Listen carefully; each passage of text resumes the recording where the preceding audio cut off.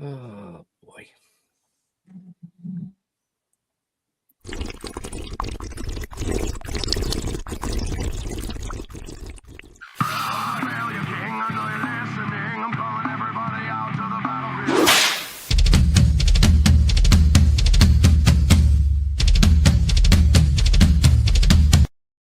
The Dorkening and all affiliated shows are not intended for anyone under the age of 18.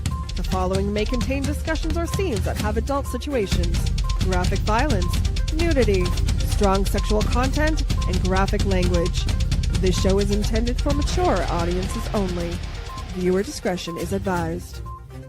Everyone thinks because you're a zombie, you don't know good coffee. Well, they're wrong. We have very active lifestyles. It's not all wandering the countryside aimlessly or scaring passing motorists. And we all love a good cup of joe.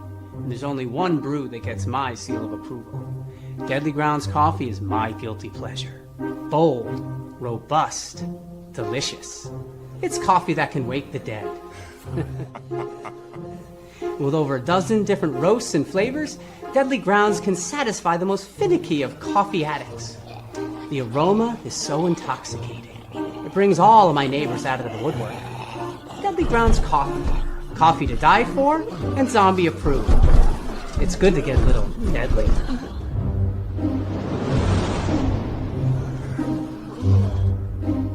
Use the front door! Oh, they're so disgusting.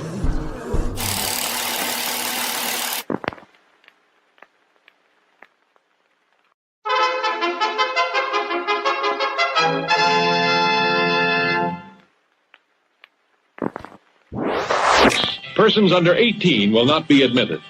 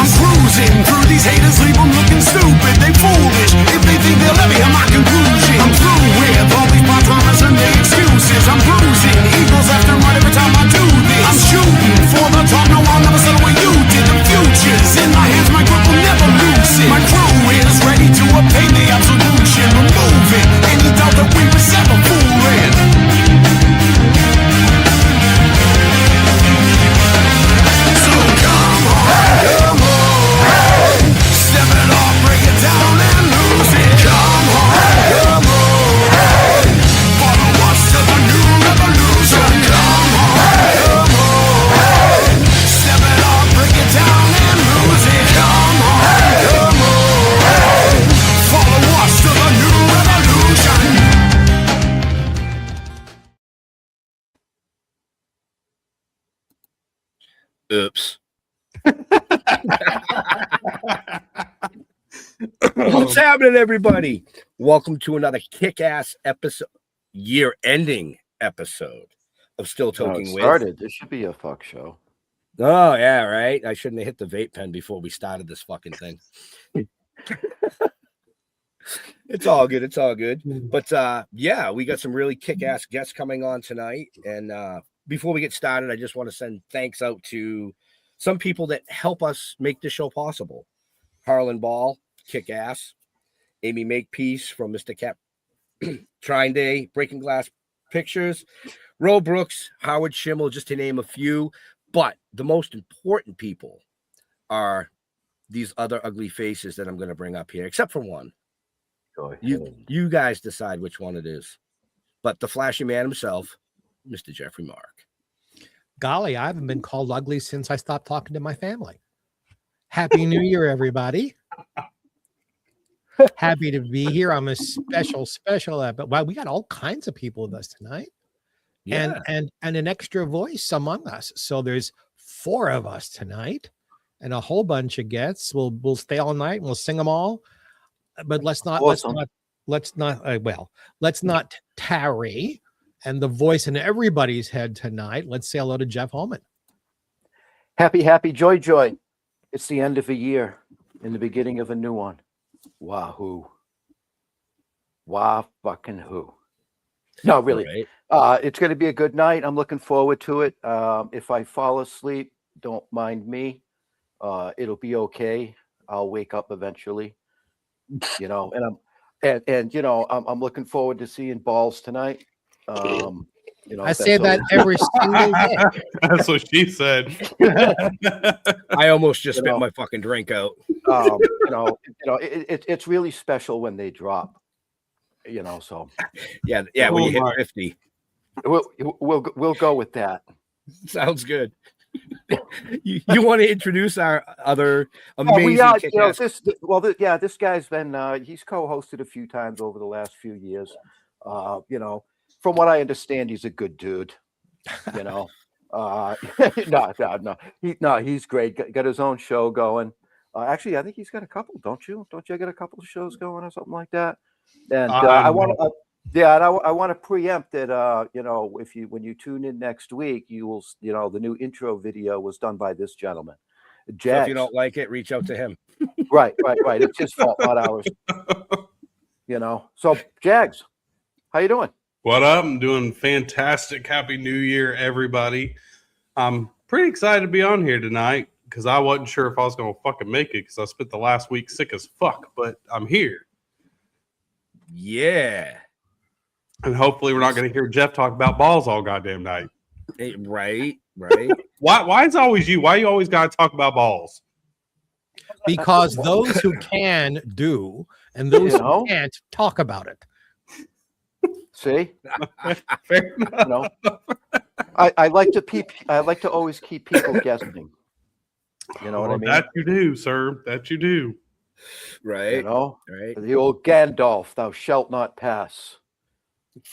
Are you talking shit about my beard? No. My beard. Oh, the non-existent one? No. This is just getting better and better and better. Or is it between your legs? Never mind. I don't want to know. I want to know. Oh boy, yeah, it's gonna be one of those nights, folks. Yep, It's gonna be one of those nights. You know, it is. I haven't even eaten a gummy yet. I've been hitting the my Switch. It's Cookie Monster. It's actually really good. I can't hit it too many times because I will fucking forget to push the right buttons. Clean and sober here. It's coffee, folks. Oh, I've got my beer. I've got plenty of beer, and I've got my vape, and yeah, I'm ready. That'll all be for later. Otherwise, I'll be asleep before the end of the show. I forgot what's your bedtime, Jeff? 6:30? What, your time or mine? Fucking we're on the same time. Oh, really? Yeah. I'm prognosticating in about 45 minutes. I'm going to say, welcome to the Geoffrey Mark Show, because I'll be the only coherent person left. Probably. That's a good possibility. No, our guests should be pretty coherent when they show up. It depends. Yeah. I mean, if they pregame a little bit, you don't know.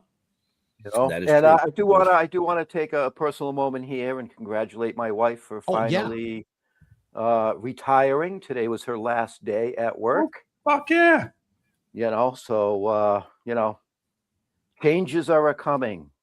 The future is unknown. Lucky her. Now she's going to be stuck with you 24/7. She can't even claim that she's on computer working. Well, yeah. I mean, you know, we talked about that. You know, she's like, yeah. Why don't you get a job? Well, no, I told her, I'm like, you know, she knows how to keep herself busy. I said, but do me a favor, because if you don't, you're going to regret it. She says, what's that? I said, don't come to me and say I'm bored or I don't know what to do, because I have a list in my head of things that you can do. Honey to-do list. Oh, yeah. I thought the women were supposed to give that out. They are. Huh? I'm sure she's got her own too, you know. I'm not saying a word. I caught that. Yeah. Man. I am just That was biting my tongue. All right, I'll take a Oh. chance. Jeff, if you keep her mouth full, she can't complain. God, dang. Well, Yeah, but the whole Or- question or- it was Or if. get bored for that matter. well, does it have to be full? Just occupied.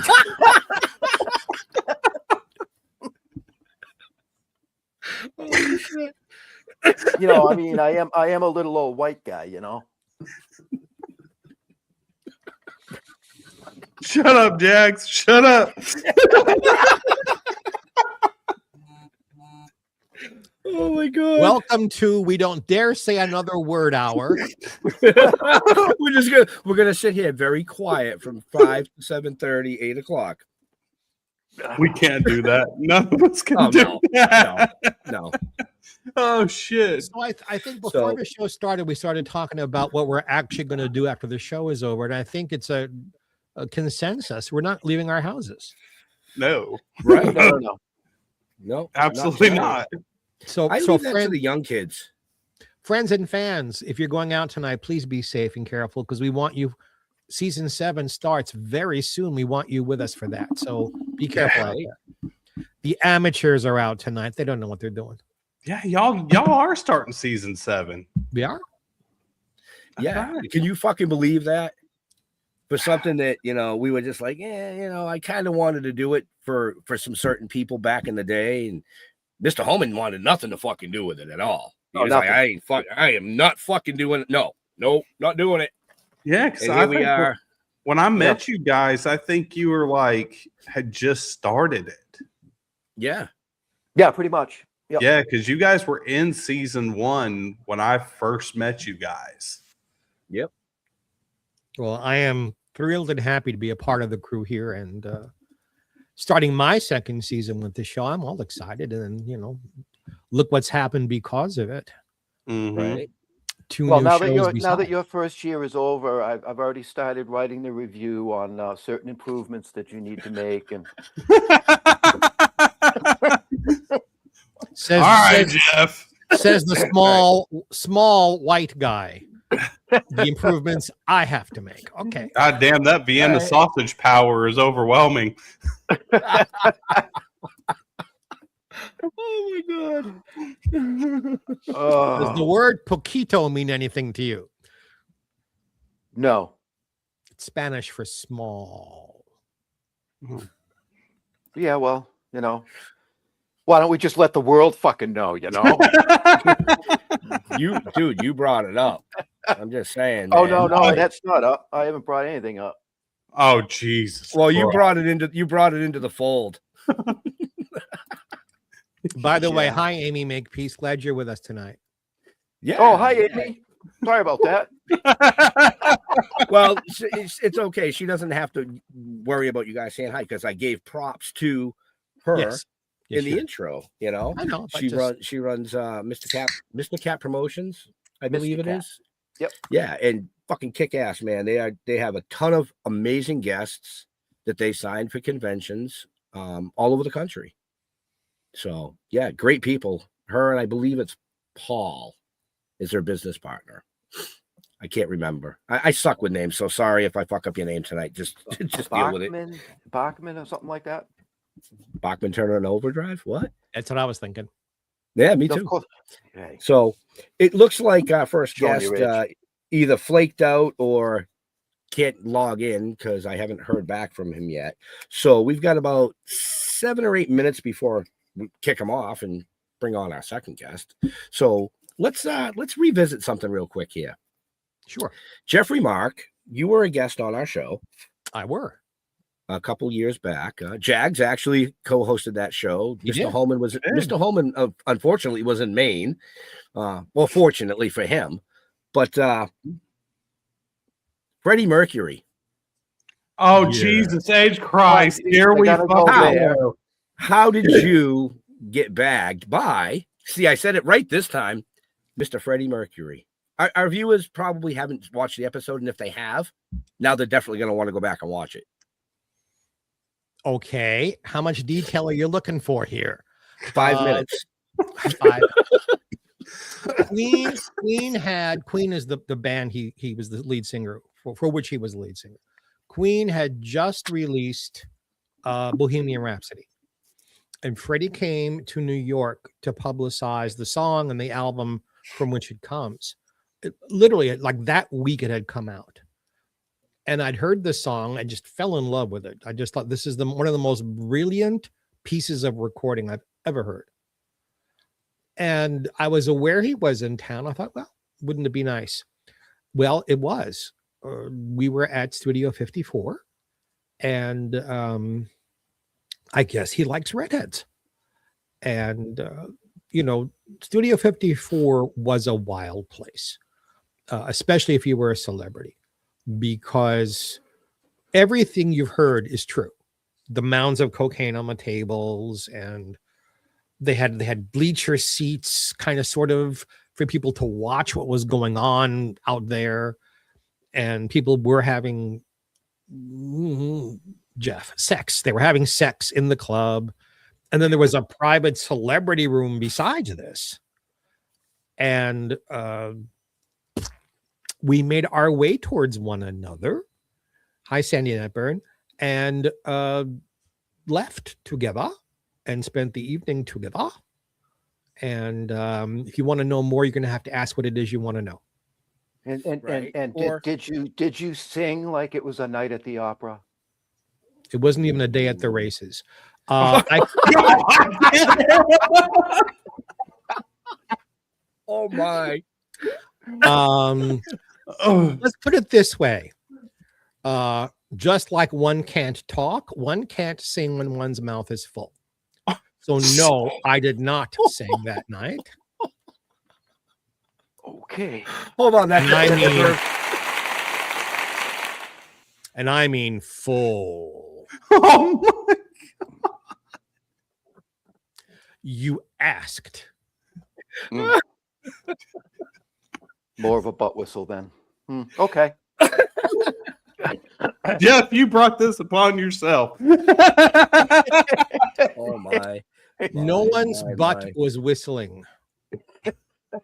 Again, one cannot make noise when one is full. What a bet. Oh boy. So Okay, let's move on. no, Right? no, we're not going to move on. No, I got to be real here. I have been asked about this a lot. It may very well be that your show was the first show I ever really talked about it. Your show, our show. But Yeah, we can. Yeah, he was physically beautiful. He was beautiful naked. Yeah, of course. But what stays with me, fun is fun. And, I've had an awful lot of fun in my life. What stays is the person. When all was said and done, and the drugs were over, and the drinking was over, and the fun was over, how he reacted.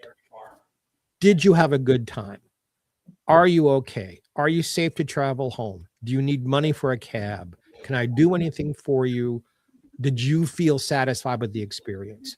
To have someone be so concerned about another person, I think that tells you a whole lot more about Freddie than body parts and things. Right. Right. Just what a wonderful human he was. And that all these years later, because I'm going back way over 40 years ago, that's what stays with me. You mentioned Freddie's name. I smile. What a great guy. And yes, I had a lot of fun with him. It was a wonderful experience, but it's the person that stays. Sandy Knapper, I'm not sure what I just walked in on, but I can't look away. Well, Wow. So actually, folks, for everybody watching, Sandy Netburn is an amazing up-and-coming artist. Just released her first album, and she actually will be one of the guests this evening. You'll just have to wait and see. Sweet. And maybe, just maybe, if we are very sweet to her, she might even sing you a song off the album. I don't know. We'll see. We'll have to wait and see. Why you got to put her on the spot like that, Ben? Because she's an up-and-coming artist. Isn't that what we're supposed to do? No. Yeah. Yeah, Jagz, when you're a singer and you get on any kind of a show, you're always prepared to sing a song just in case. That's just part of the business. All right, fair enough. I mean, he's got 2 tracks of mine just in case someone doesn't show up. I have 2 songs to sing in case we need to fill time. I mean, I've been interviewing musicians for a long ass fucking time. That's what my show is about, is interviewing musicians. And I've only had one ever, and we're going into our 5th season, and I've only had one do anything, which was amazing because it happened to be Bumblefoot, who was the guitarist for Guns N' Roses for 8 years and has played with a million different people. Actually, he's working on a project with, I can't say on air. Never mind. I can't say. Jagz, I can tell y'all afterwards. Jagz, have me on. I'll come on and sing. I'll sing jazz so well your nose ring will fall out of the excitement. So we actually have a guest that just popped in, and he popped in right on time. It's 4:20 his time. Do you want to introduce Geoffrey, or do you want me to do it? You do it. No, I meant Jeff Homan. Oh, you said Geoffrey. That's me. Oh, you want to? Well, I don't have a list. I guess. Well, you can't. Oh, you can't see who's down in the corner. So never mind. I'll do it. This man has been killing it with indie films. He's worked with the names like Richie Ramone, Mark Dodson, and a few others. Now I know who it is. He is one of the first guys that ever carried our comic book in his shop. He's a fucking MMA fighter and a kick-ass tattoo artist to boot. Let's bring him in. Who is it, Jeff? It's Robbie Lopez. Damn right. Hey, what's happening? How you doing, What's brother? going on, brother? Hey, Merry Christmas, guys. What's shaking? Happy New Year. Yeah. Well, if you caught the beginning of the show, apparently their balls are shaking. It's been such a wild time. I completely forgot, and I looked down. I just got done with the appointment. I looked at your message. I was like, oh shit, that's right. We're doing that at like 4:20 today. New Year's in the afternoon for me. How about that? So we're doing it. We got a hoot. We're coming off some great news. We got a movie that's just heading commercially to streaming everywhere now, called Robert Corbin Master Monster Movie Maker. It's my ode to my hero Roger Corman. It's just a bunch of extra credit shit we do. That isn't even one of our big titles coming out. It's just something that I'm trying to do. And then our deal that has you guys in it, Convention Creeps 2, Return of the Creeps. Just another fun in-house documentary. We're getting that all booted up to head to streaming too, and that'll be everywhere. It's going to be annoying for folks. So, because these aren't even our like, movies. These are documentaries and fun shit and anthologies. So, just little appetizers in between the features coming out. Right. You need to get some of these into the Palm Springs Film Festival. Give you a reason to come out here. For sure. I would love that. Strange Toys is premiering in the UK the 23rd of January, and that's like tripping me out. They're like so stoked about it. They've been doing all this shit for it, and I'm like, damn. In my head, I'm like 5 movies away from how long ago we did that film, and it's coming out now finally.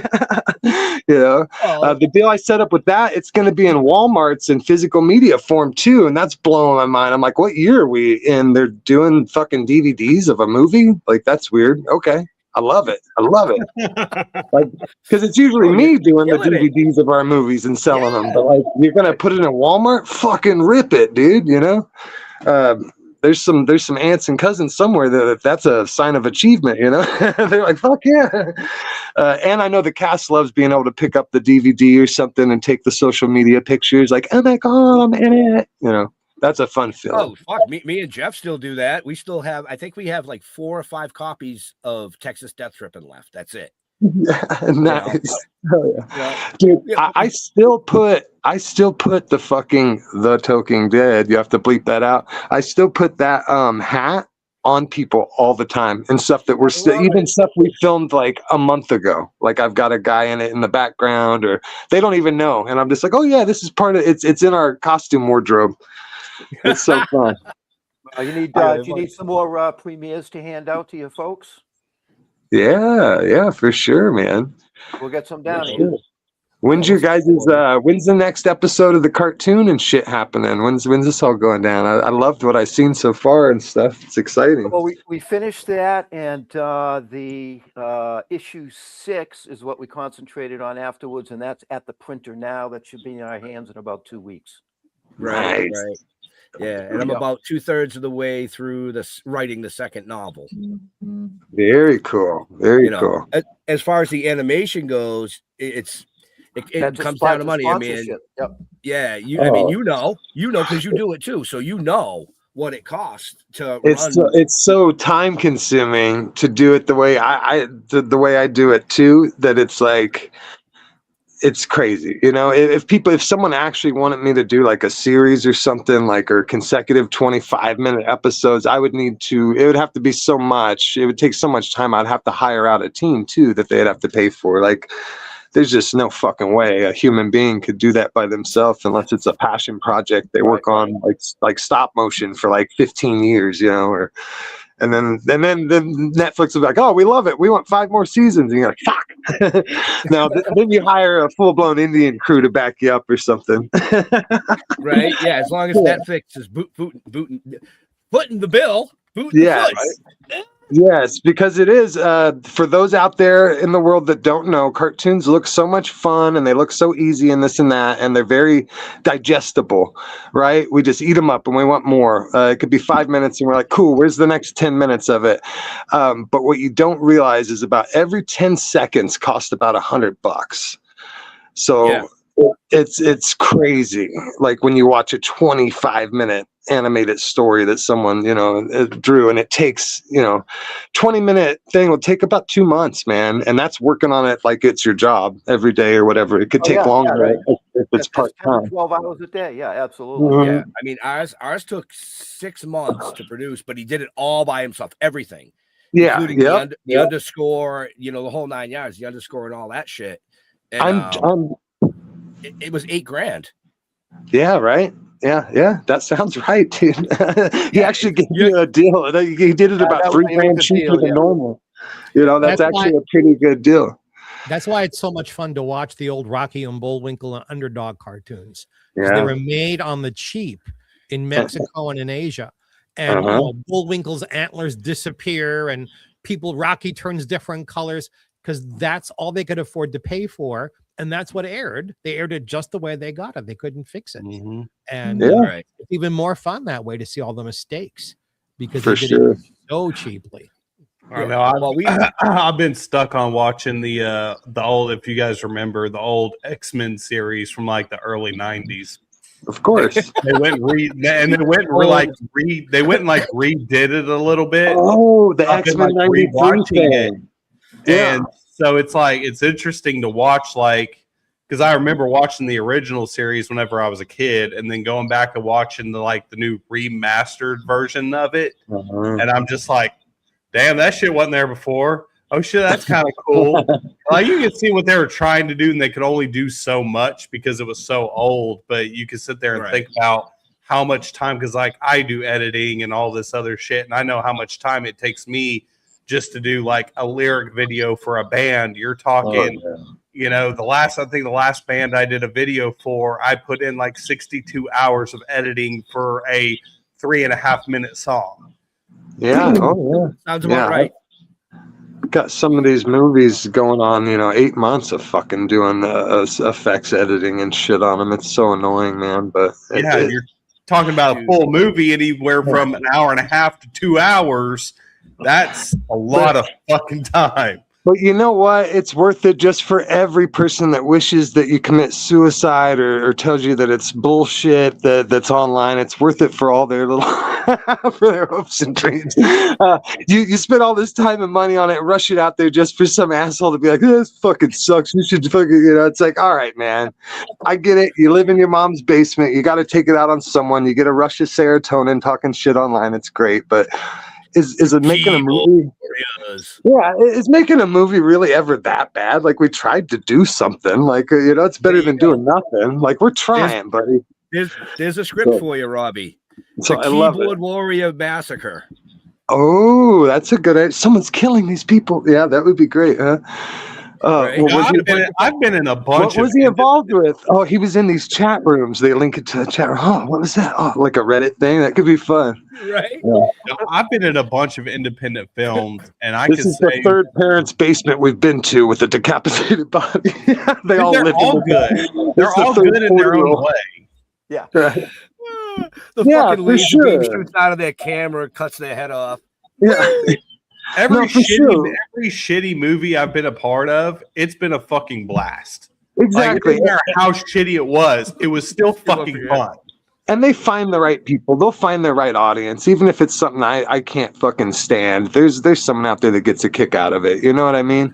Let alone, my failures and then my good shit.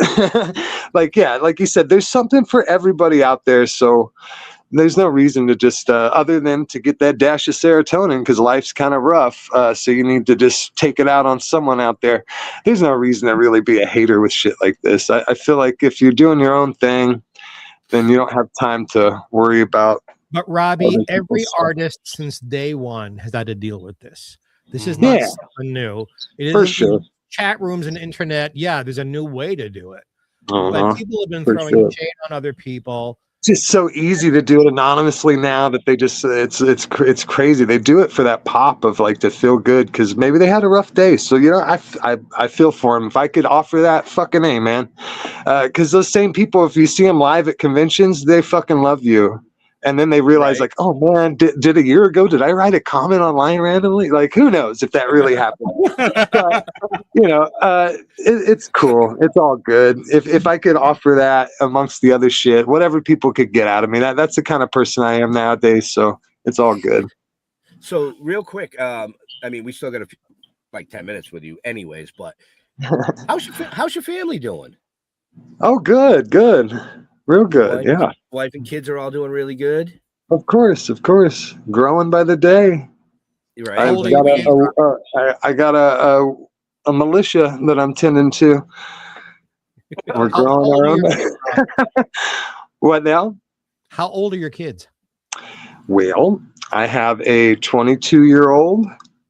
I know I look really young. I have a 22-year-old. I have a 15-year-old. And I have an 8-year-old or a 9-year-old. Sorry, she's growing so big on me. So that's my 3 girls, and then my 3 boys are 8, 5, and 2. Holy crap! Yeah, man. Yeah. And we would probably be having another one about now. Like we'd be like broadcasting that there's another one on the way, but we decided to take. I decided, and we agreed that we were going to take about at least a 3-year hiatus of not having a baby crying and stuff, because it seems to keep following the same formula. As soon as they're out of our bed and sleeping in their own bed and not waking up and crying, then there's another one on the way. So we're going to enjoy dating again and spend a little bit more of that time together now that our kids are a little bit more independent and the older ones are really kicking ass. My 15-year-old boxes with me. My 8-year-old boy boxes with me. So I got a girl and a boy that are having some of their first fights this year. We might even be on the same card together on some of them. It's just really cool, man. It's really cool. I couldn't imagine being this fucking rich in my head at life. I feel like a millionaire because of when it comes to family. Paying bills is one thing, but the other boxes, I got it checked off. We got it under control. My kids are my best friends. How many do you want altogether? Oh, I would, if I was, financially, if I was like Walt Disney or some shit and it didn't matter or whatever, like money-wise or financial responsibility, I would have as many as God would let me, dude. As old as I got. I'd have fucking 38 if we could. Look at all the old school kings and shit throughout history. It is because they had a bunch of kids. You don't have a kid, what stories are going to be told about you? Like when you leave this world and people are cleaning out your house, your shit just goes into a box or to a storage unit or to Goodwill if you don't have anyone for it to go to. If you got 10, 15 kids, like you live for like 150 more years after you're dead easily, Boy, so to me, I think that is how you, What was that, I think Jeff? that's. I said, he's making me feel real good. I have no kids.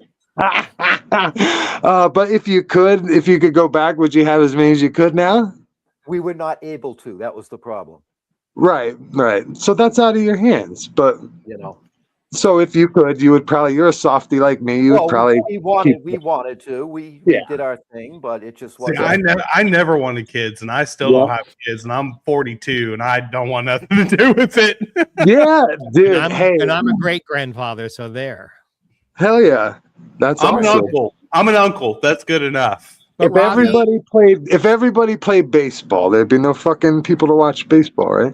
So like I said, with the movies, everything, there's someone and something there for everyone. So for some reason, of all things, like that's the role I kind of had always had in me, and I had to realize, and I fell into. Robbie, may I humorously quote a line from one of my favorite plays, Electricity?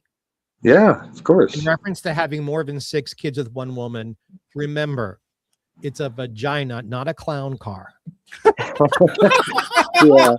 I've heard a lot. I've heard a lot of that. And you know, it's amazing I that take credit for the line. It's not mine, but I love the line. No, I love that one too.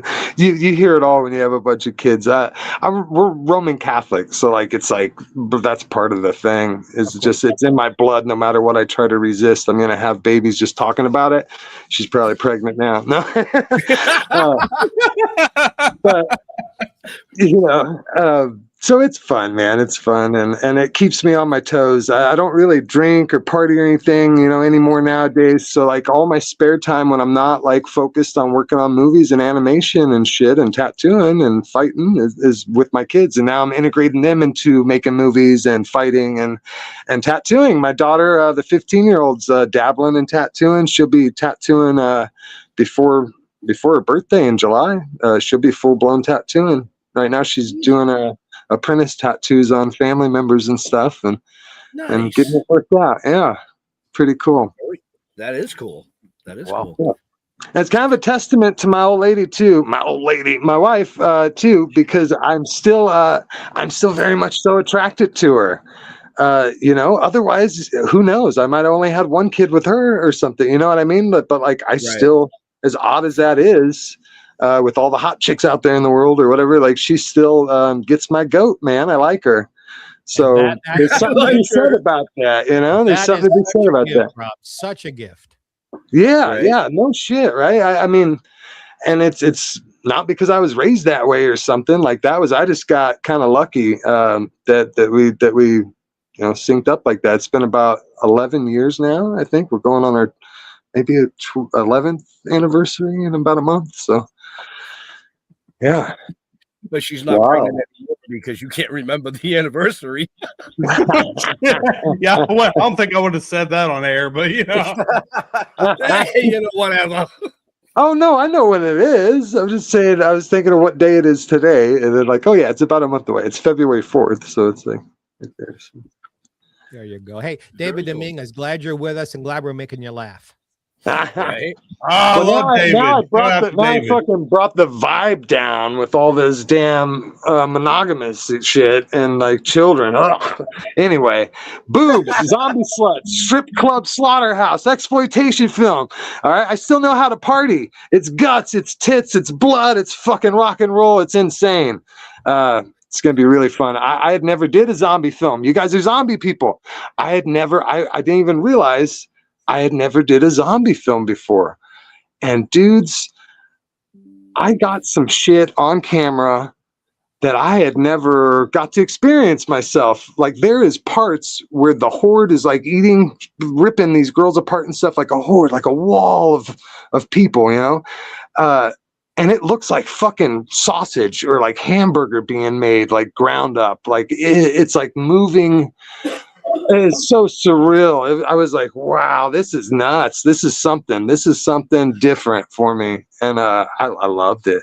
It's really exciting how that one turned out. So can't wait. We cut a lot of heads off, but just a couple of these girls get like eviscerated by like 25 fucking like zombies at once. And they're just pulling every part of them until there's just nothing, you know, and they're all and just they're all so smashed in. It's like a wall of fucking heads and shit. And like, yeah, everyone's like just so much blood. It was really, really messy.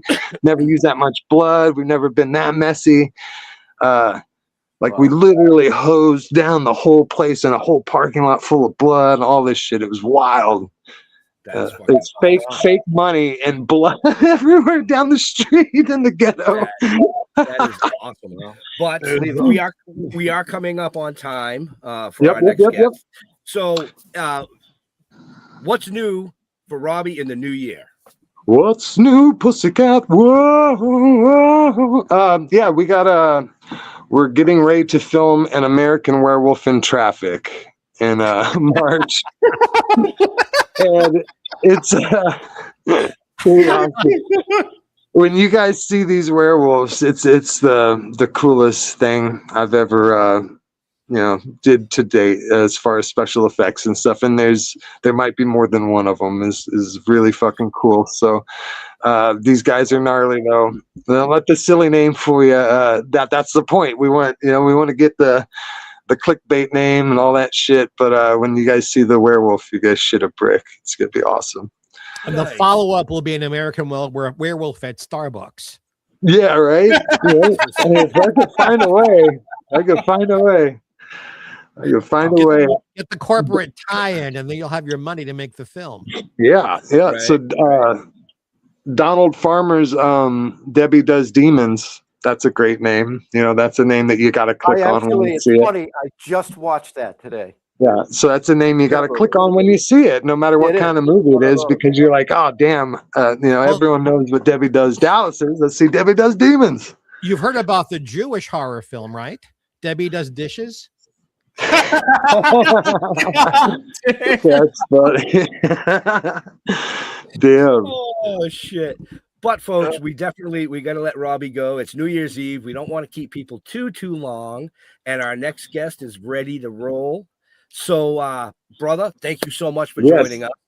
Hey, thanks for talking to me, guys. Jeff, love you, buddy. Thank you, guys. I think maybe this summer we'll get you on for another full episode. I'm trying to bring back everybody from season 1. Sure, whatever you want, man. I'm going to be on the Rhonda Shear show later this summer too. The Up All Night lady. So hell yeah, we'll be doing it. All right, guys. Happy New Year. Rock and roll 2026. Hey, same to you, brother. Let's do more in 2026. Later. Fuck AI. Fuck AI. Make art. The resistance. Or I don't know. Something like that, right? Young people words. Young people babble. All right.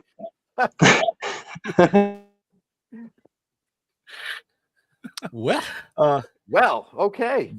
Right. But our next guest is backstage. We met her a couple years ago. Inspiring artist, strumming her guitar at a convention. And I was like, wow, this girl's got the whole package. She's going to go somewhere. And I looked at her dad. I said, I hope you're ready for what's to come. Well, I ran into, she was still playing with dolls. She was still playing with dolls because she's a ventriloquist as well. Yes. Cool. But took a hard turn into the music industry and literally just released her first album, and it actually kicks ass. So before we bring her in, I just want to bring up this. Website's right there, folks. I'll bring it up again for you, but the website's right there. Did you hear me? The website is right there. So anyway, Mr. Homan, I believe you know who our next guest might be. Well, yeah, you just fucking pulled it up on the damn screen. Yes. Why do you think I did it? So he wouldn't mispronounce the name. What? How would I? Sandy? What am I going to say? Sandy? So Sandy Netburn, bring her in. There she is. Oh, well, she's muted. Mike. Did I fix There it? you go. That's there it not. Yay! Hi, how's it going? Good. How you doing, sweetie?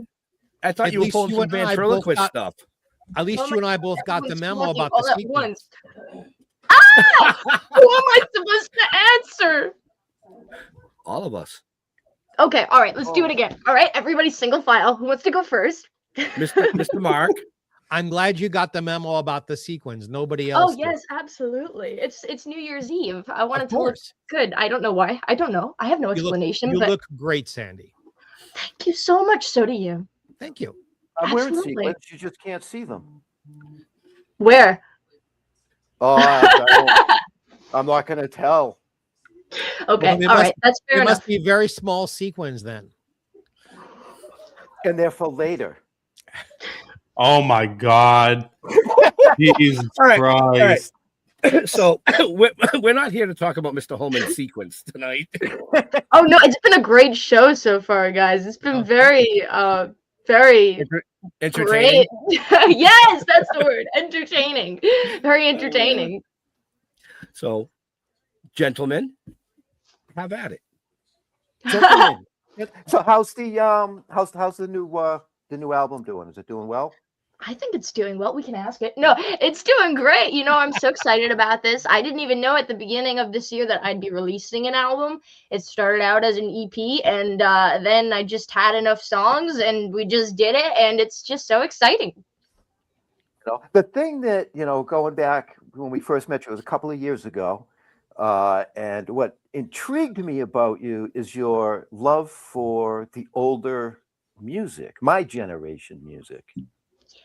That's my jam. That's my jelly. That's your jam, the 70s and into the 80s, some 60s, I believe. Yes. But it's very, very unusual for somebody of your age to even know who half of those people are. I'm very lucky to have parents who decided to introduce me to it. I mean, it worked out good for me. I think I have good music taste. So who are some of these people who inspired you? Said, now I'm very curious because that's my type of music. So Really? Well, I mean, I go back to the 30s from the last century. Who inspired you? Past life? Seriously, who inspired you? Well, it started out with Jimmy Page. I heard Stairway to Heaven, and my dad said, you should learn how to play that. And I didn't even know how to play the guitar back then. So that's really when I started playing guitar. So I owe so much to Jimmy Page, and he doesn't even know it.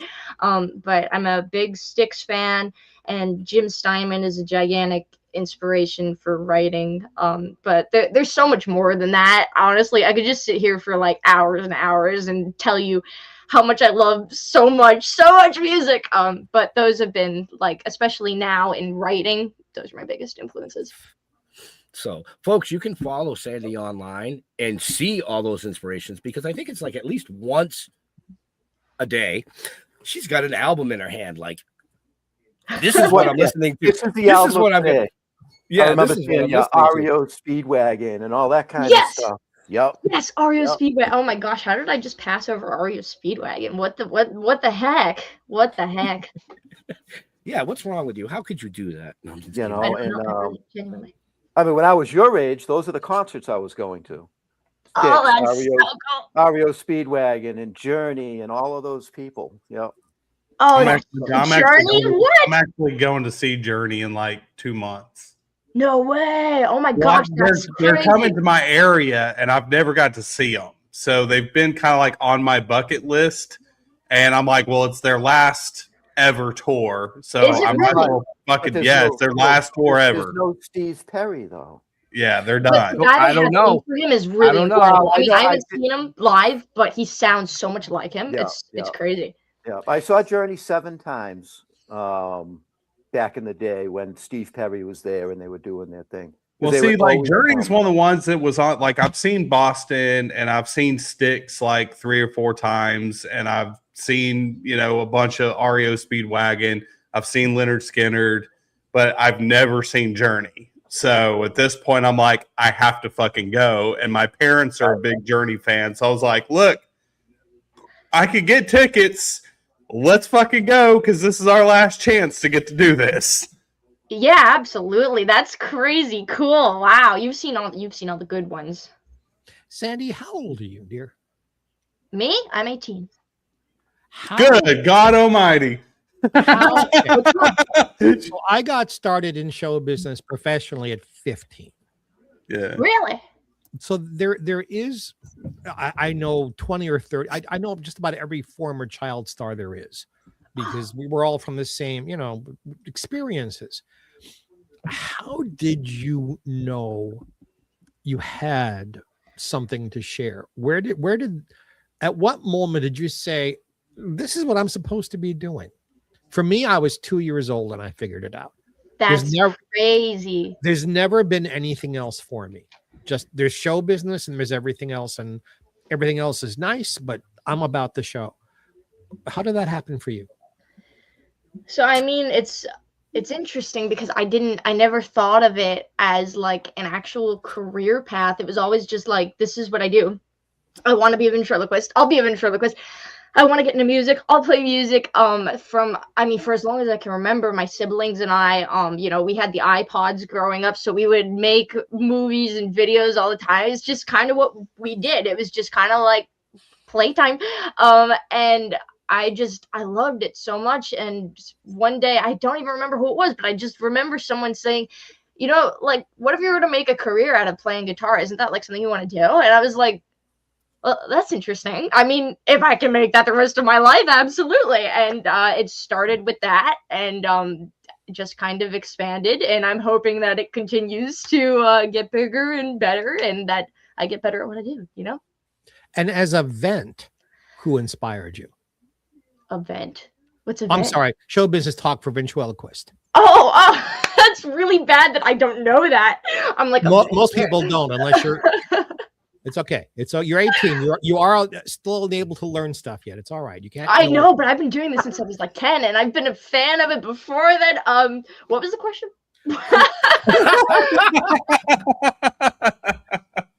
Among the ventriloquists, who inspired you?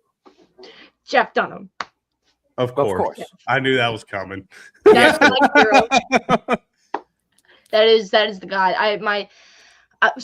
Okay, all right. It was Barney Rubble. My dad and I were watching the Flintstones when I was really, really young. It's like so foggy in the back of my mind. And I remember looking at him and saying, that's not real because people can't talk with their mouths closed. And he said, actually, yes. And he went online and he couldn't remember Jeff Dunham's name. And he was just Googling and trying to get the description of Peanut so he could show him to me. Just like, I was so little and he was like, what language? It's fine. And he showed it to me. And I remember the first thing I said to him was, there's curse words in this. And he said, just put that to the side. Watch what he's doing. And I was totally hooked. It was just the most amazing thing to me. And I was so young that I didn't know how to go about pursuing it and like actually learning the skill, but I never forgot about it. And then when I was 10, I think I decided I'm gonna do this. That's the story. Ta-da! There is a documentary being edited as we speak about the great Shari Lewis. Do you have any idea who she is? Yeah, Lamb Chop. That's so cool. I didn't know this. Now, I'm a personal friend of Lamb Chop's. Of Lamb Chops. Wow. Okay. Oh, I've known Lamb Chop for years. And I've met Jerry Mahoney and Knucklehead Smith. And I know these people.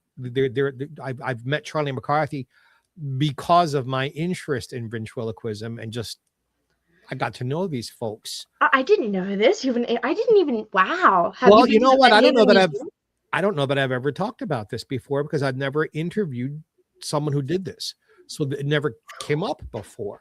I'm the first. Wow. Golly.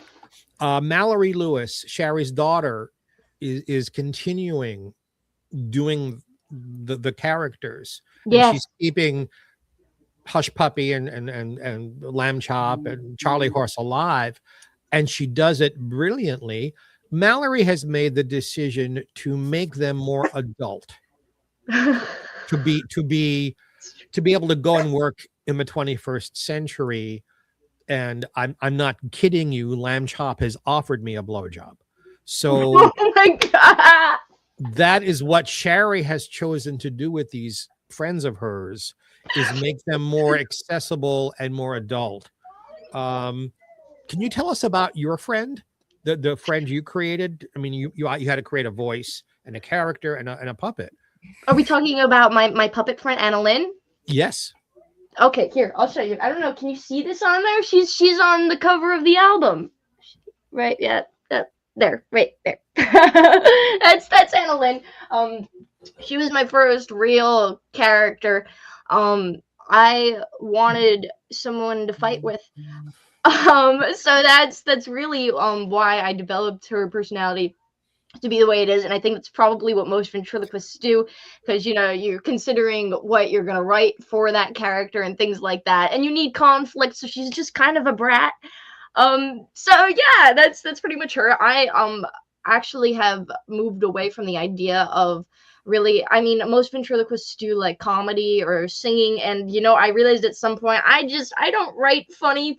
I sing with my mouth open. So really what I do now with her is I do podcasts, we do interviews, and she does the interview. She conducts the interview. So yeah. So, Excellent. speaking of singing with your mouth open, do you want to perform one of your releases? Absolutely. Absolutely. Grab the guitar. Do it. This is Brian.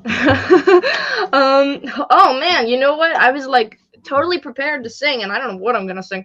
I guess I should sing the one that everyone kind of wants to hear. This is a song I wrote called "I've Got Issues." I'm almost at the one year anniversary of writing this song, so check it out.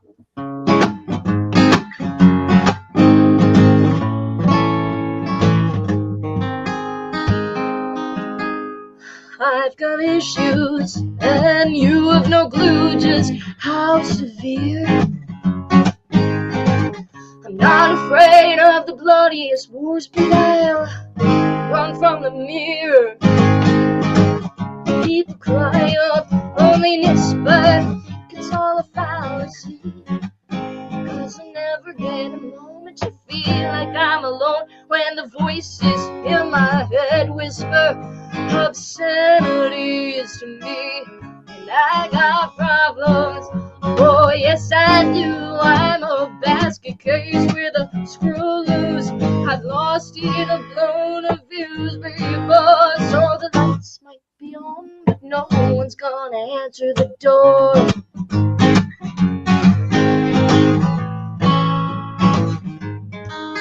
I've got issues, you bet I do. I wouldn't get involved in this mess if I were you. I'm very high maintenance, I could snap at any moment. So you might wanna leave before my issues become yours too.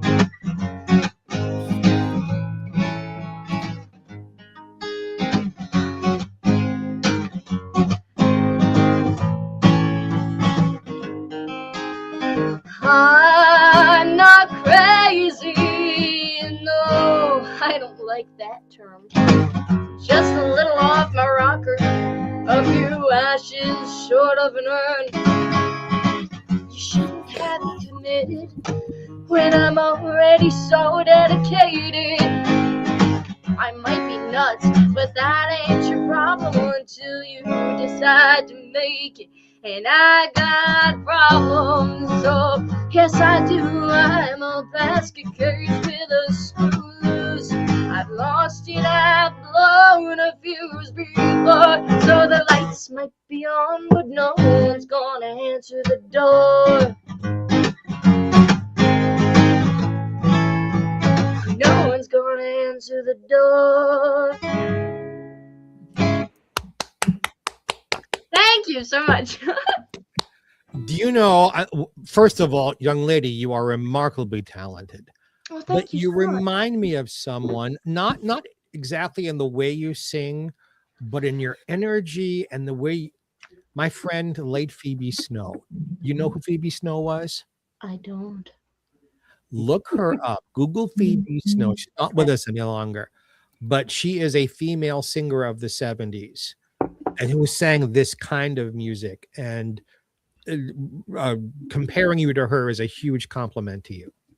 Okay, I'll check it out. Thank you so much. Absolutely. No, you're wonderful. Absolutely wonderful. Thank you. It's always an honor to be compared to somebody you know nothing about. Well, at 18, I mean, she's got a valid excuse. You are so absolutely. lucky there's an 18-year-old girl in the room because I had to come back for you, baby. Anyway. So Sandy, again, you have management and stuff? Sure, yeah. No. Her, I have stuff. I have what? I do. I have. Yep. her, and a publicist and all that jazz. I do. Nobody's ever asked me that before, so I didn't know what the proper inflection was to answer with, and it was so that was my first time. It was the perfect reaction. Of course, did you enjoy it? Okay, good. No, so because you've got it, young lady. You've got it, and I want to see you be able to take it as far as you can go. No, thank you so much. I really appreciate that. So again, folks, we only got like a minute left with this amazingly talented young lady. Check her out, follow her online, go see her at a convention, and the website is right there. You can buy the CD, the lyric book. I mean, all I got to say is don't miss out on it, because when she becomes a superstar, that album that she's holding right now will probably be put into a closet somewhere, and you won't be able to get it. And if you can, it's going to cost you a lot of fucking money. And 50 years from now, when they're showing Excuse my clips French. from this show, oh, look where she was when she was 18. They're going to point to this show. So we're going to live forever now. Thank you so much. So real quick, because our next guest is popped into the back. So we have a few seconds left with you. What is new for Sandy in the new year? Anything? So I've got a couple of different things I'm doing here on Long Island. I'm playing a couple different venues. I have more things I can't say yet, but there will be more things. There's going to be a ton more that I'm going to do. This is my year of doing. There's going to be stuff happening, so there will be a lot of updates and more specifics on my Facebook page. But yeah, all I can say is that there's stuff happening. I love it. You're good. Well, She is good. We'll see you in March, I'm assuming. Yeah, In Boxborough, yes. yeah, I'll be there. I'm so excited for that. I love that show. Folks, if you're in the Massachusetts area, Boxborough, what the hell The is Northeast Comic Con. I wanted you to do it. Thank you. I wanted you to do it. Gary Chalmers puts on a kick-ass show, guaranteed not boring. Sandy performs Free parking. Free parking, right? Free parking. God dang it, Con has free parking? Great hotel. I mean, the hotel That's is amazing. off the I love that hotel. It is gorgeous, that place. Ugh. so. But we do have to let Sandy go. It's New Year's Eve. Yes, it's true. I have to go celebrate. Thank you so much for having me. I'm so grateful, really. Thank you so much. Well, Well, Happy New thank Year. You have Happy a New safe Year. evening, Happy. okay? Right, yeah. And Happy New Year to Stay you. safe And out I know your dad's probably watching, so Happy New Year to you, Barry, as well, Oh, and they're the all family. watching. Oh well, Everyone. the whole family. Then Happy New Year to all of you. And we all say thank you. I can hear them. They're all laughing Yeah. upstairs. They are. I know. So yeah. Have a Great. great Thank one. you so much. I don't We'll know how see to you exit again. this. Can you kick me out? Sure. What? Thank you. What? Bye. Bye.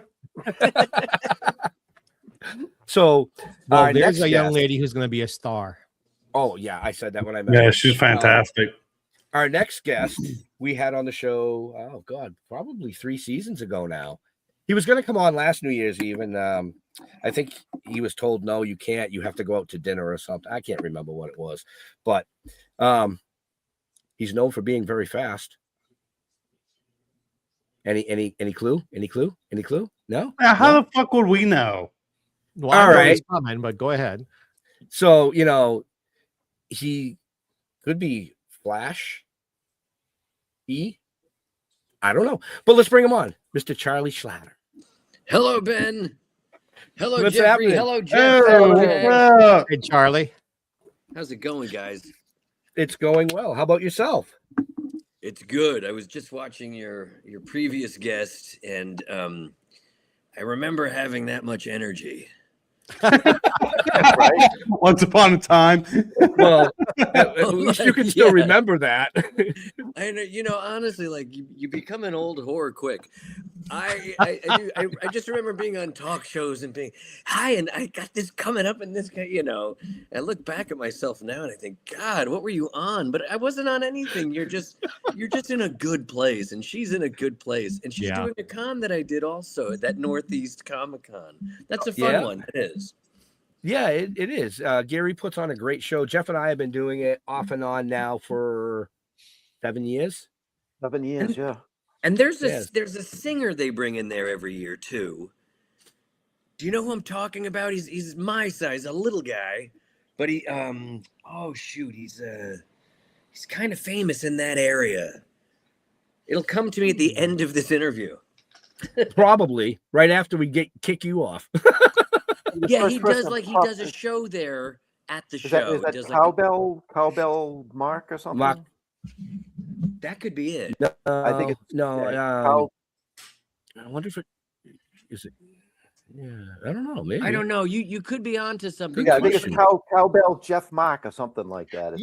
That's his name, Jeff. Yes. Yeah. Super nice guy. Super great guy. Anyway, but let's talk about me. Yes, please. Yeah, let's do.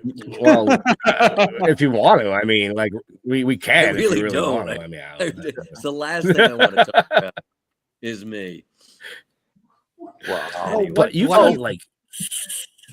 Go ahead. Nope. Somebody say something. Holy fuck! What are you guys doing? What is they're freezing up in front of the Flash. Go ahead, Geoffrey. What is your latest project? So there's a few things I've done. I normally I don't like to do much of anything these days, but I have done a few things, and I always forget to talk about them. That's why I asked. Thank you. There's a movie I'm in right now. It's called L.A. Jesus, and I couldn't tell you much about. Here's the thing, just so you guys know. My pattern of behavior is I just sort of work on something and then just, go away. And I don't really follow me to see this is where the movie is or whatever. So I never know what the life is after a project. It's just in the, the ether webs or whatever. Anyway, so I did this one. This film is called L.A. Jesus. It's a little independent film. But apparently I've been getting all these updates and invites to these festivals. Because apparently it's winning a bunch of nice little awards at these festivals. So and I'm not in it very much. I think I just did a day on it, but I'm in the I'm in the head titles or whatever. I don't know why, but I am.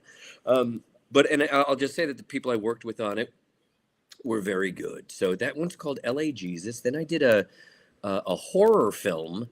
Because I've always just said, it's the one thing I've never really done. I've done things that are kind of close to being a horror film, but not like a slasher type thing where, the kids, they go to those conventions to see people in, horror films that they have horror and I always want to go to those. Those people have lines out the door. It's crazy. And, they could have 2 lines and be stabbed in the throat with, an iceberg and boom, they're making cash. Anyway, I did one with a guy named Thomas Churchill. That's the director of this thing. And so he does a lot of these fun things. I think Felissa Rose has been in things with him and just really fun people. Talking about Long Island. I know that girl she's from Long Island too. Anyway, and then there's another movie I did, which I got to be honest, I don't know what the hell's happening. It's really good. When I got this script, it was called the Untitled Dark Christmas Comedy. And this is about 2 years ago. I got this script and I didn't get the whole script, but I got the sides and, the stuff that I would be auditioning with. And I thought, this is some of the funniest shit I've read in so long. And I play this ex-child star who's just sort of gone bad. He's like everything that could go wrong with a child star, sex tape, just bad stuff that's happened to him in his life, can't get arrested, whatever. But he happens to be in this one guy's favorite Christmas movie of all time. So this crazy man kidnaps me for his family to save Christmas, basically, to save his marriage, to save everything, Anyway, I have to be honest, it's very similar to a movie I did a million years ago called Heartbreak Hotel, where I kidnapped Elvis Presley to like save my mom. So now someone is kidnapping me to save their family. It's really weird. But the title now, it's called Ralph's Perfect Christmas. I'm not Ralph. I'm just the guy who gets kidnapped. But it has some really good people in it. Jill, the woman from Stepfather and Popcorn, Jill Schoen, you know whom, very pretty. She was in, oh my God. I'm going to tell you right now, because I'm of that age now where we have to Google things. Yeah, we Google everything. While you're looking it up, Jill what's it Schoen. like playing Scott Baio? What's that? What was it like playing Scott Baio? I don't know. I've never played Scott Baio. Your character is a little similar in some aspects. Oh, yeah. I was making a joke. This was humor no, coming at you. No, that's an excellent joke. But my guy wasn't even as close to that fame as Scott Baio, because he was big. My guy was just like a guy who just couldn't really get traction after being in his little Christmas movie about the alien that saved Christmas, whatever. But Jill Schoen, that's the woman. She's in it. She's really great. Bill Mumy is in it. Angela Cartwright. Susan. I know Bill and Angie. They're great. Yeah. So they're in it. And the guy who's the star of it, he's actually the producer. He and his wife really just I think wanted to jumpstart his career, and so they commissioned someone to create this script for him. And he just sort of surrounded himself with people that he felt comfortable with. And for some reason, I fit the bill. But we don't know, I mean, I think there's like still looking for distribution. So I'm hearing really good things about it. Honestly, we'd sit and we'd watch like the dailies and whatever. And like I said, the script was really good. All the actors were good. It was really dark, really funny. So and it's sort of like its own genre too. It's like, I love going to those movies where, was it Sinners that I was watching the other day? That you don't know, like, what the hell is this movie? Am I allowed to laugh? Is this supposed to be funny or sad? So it is. It's one of those like just crazy little movies that those are the best. Yeah. Who knows? It could have a cult following. It may never see the light of day. That's I the think other it's thing. going to. I can't tell that to the producers because this is going to be big. This is going to be. We all, it's because it's their baby, and you can't say something about something. Charlie, can I geek out with you for 1 second? Yeah, geek on, man. It's very very timely. Could we just talk a couple of minutes about Dick Van Dyke, please? Oh, of course, yeah. Just turned 100, and you got to work with him a lot on Diagnosis Murder. So yeah, for a long time. I think I did like 6 seasons, which is like over the course of maybe 8 years with him. And yeah, honestly, man, he was just the best. And I knew it. Like this isn't something where years later I think, gosh, what a treat that was, huh? No, it's like I knew it. Every second being in that man's presence was like just an insane gift. And he was just the most selfless person, so gracious. He would come to my daughter's dance recitals, my son's baseball games, all that. He was this guy that you never wanted to ask anything, from, because he would give it to you. So it's like, no, don't bother him. He'll do it. He's too kind. He was just so nice, but always singing, always dancing. I know he has a book out now about, how to make it to 100 and he's the proof's in the pudding. I mean, he really, he walks the walk or in this case, dances the dance. The guy's always moving. He freaking loves life. It's crazy. And so, people always say, like, because, I did a thing with George Burns a million years ago, too, another guy who lived past 100. And, people say, oh, what would you learn from him? What did he teach you? And they never really, like, sit you down and teach you, but you're just like a student of that person. And you sit and you watch them and you think, oh, my God, my life can be that good at 70, at 80, at 90, if you just kind of have this outlook and you learn to let things roll a little bit. You learn not to take it so seriously. You know, you go into that meeting with Dick as an angry young man, but you come out like this wise little Yoda. You know, it's kind of nice. Not that I'm that wise. I'll never be that wise, but it is. It's just, you just get insight from following. You know what I mean? It's like, I don't know if you guys golf at all, but you never want to be the best golfer in your foursome. You just want to learn from those other guys that are so much better than you. And they don't teach you, but you watch them. You just pick up those hints. Like, so that's how you treat a server in a restaurant. That's how you don't get angry at a flat tire. That's right. All these things, you know, he was just a lesson every day. So God bless him. You know? Absolutely. And my Scott Baio joke, I don't know if you guys, Charlie got it immediately. Charlie replaced Scott on the show. That's why I made the joke. Yep. So I have to ask, me being a big comic book fan, how did you fall into doing stuff with like the DC animation and becoming Flash? I don't know, to be honest with you. Like the first time I did it, it was, and I think it's like the first time the Flash was actually recorded as a character in anything. He'd been around, but never, I don't think was a recorded character until I did a series with Tim Daly and Marion Ross, and I think that was the Superman series. They have like that famous race scene. And I think at that point, I don't think I was doing a lot of cartoon stuff at that time, which, I think worked to my advantage, because I think sometimes they like to hire people that aren't your, same stable of guys who do this and that. Right. So at that point, I was doing a lot of on-camera stuff, and I think whoever the casting was and director, it was Andrea Romano, but I think they were the ones who said, this guy kind of sounds like maybe he should. So it was one of those things. I don't even know if I auditioned. That might have just been like an offer at that time. It might have been an audition. I don't know. Like, things aren't getting clearer in life. And maybe I did audition for it, but I just remember when that was gifted to me, I just thought, God, this is really cool. Like, because the Flash always was my favorite. I'm not a huge comic book geek. I'm not there. I liked the mainstream comics, the Supermans, this and that, a lot of the DC stuff, but the Flash was definitely my favorite. And I think just because I liked red, I think I just liked his outfit was just so killer. We can thank Carmine Infantino for that, who designed the original costume. Oh, okay. Look at that. So anyway, and just for our DC friends out there, I hear you, DC friends.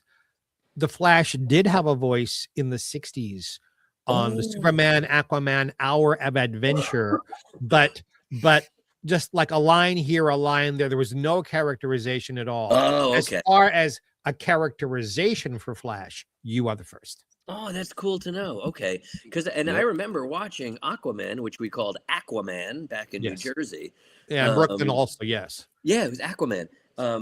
So yeah, I remember watching that as a kid because I'm born 66. So yeah, it was probably playing in the 70s, I would imagine. It was playing while you were being born.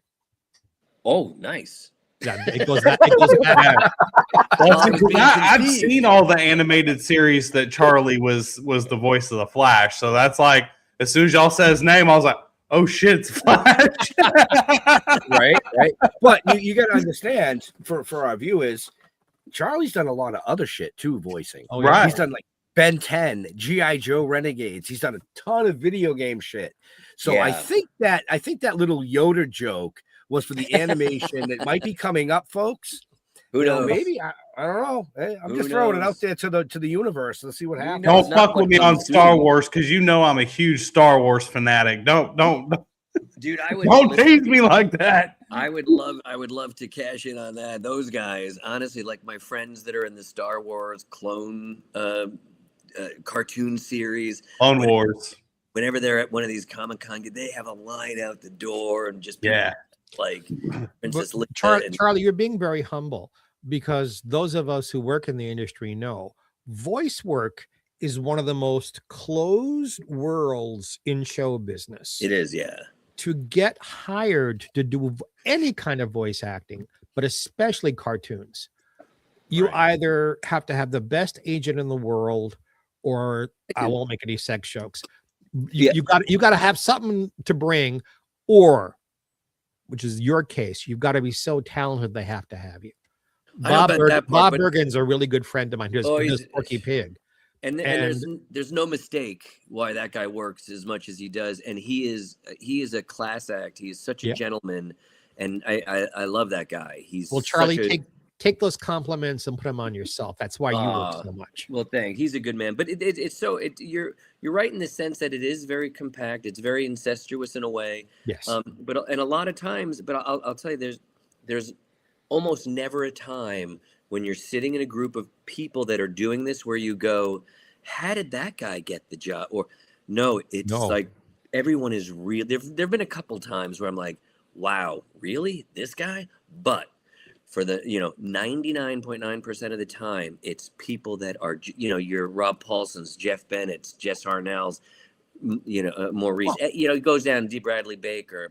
And you mentioned Andre Romano, who's a brilliant casting director. Brilliant casting, and just the best voice director. One of the best voice directors I've ever worked with, and it was always such a pleasure to watch her not direct me. That's always great, obviously, when you're in that one-on-one and she's trying to get something from you. But when you watched her trying to get a performance out of somebody who was either struggling or didn't know exactly, and you would just watch this whole little cat and mouse thing happen, and she would get that performance from that person. And it was just, the payoff was always so great with her. She was so good. I agree with you 100%. I never was able to break into that genre of stuff.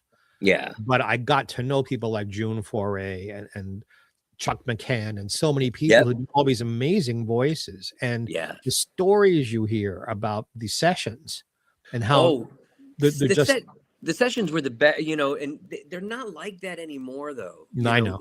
For the people who don't know what our sessions used to be like, it was like a radio play. It would be like, the five of us sitting around with our script and a music stand, and we would do our characters and make our fart noises and all that stuff. And then, you're done. You gotta go home.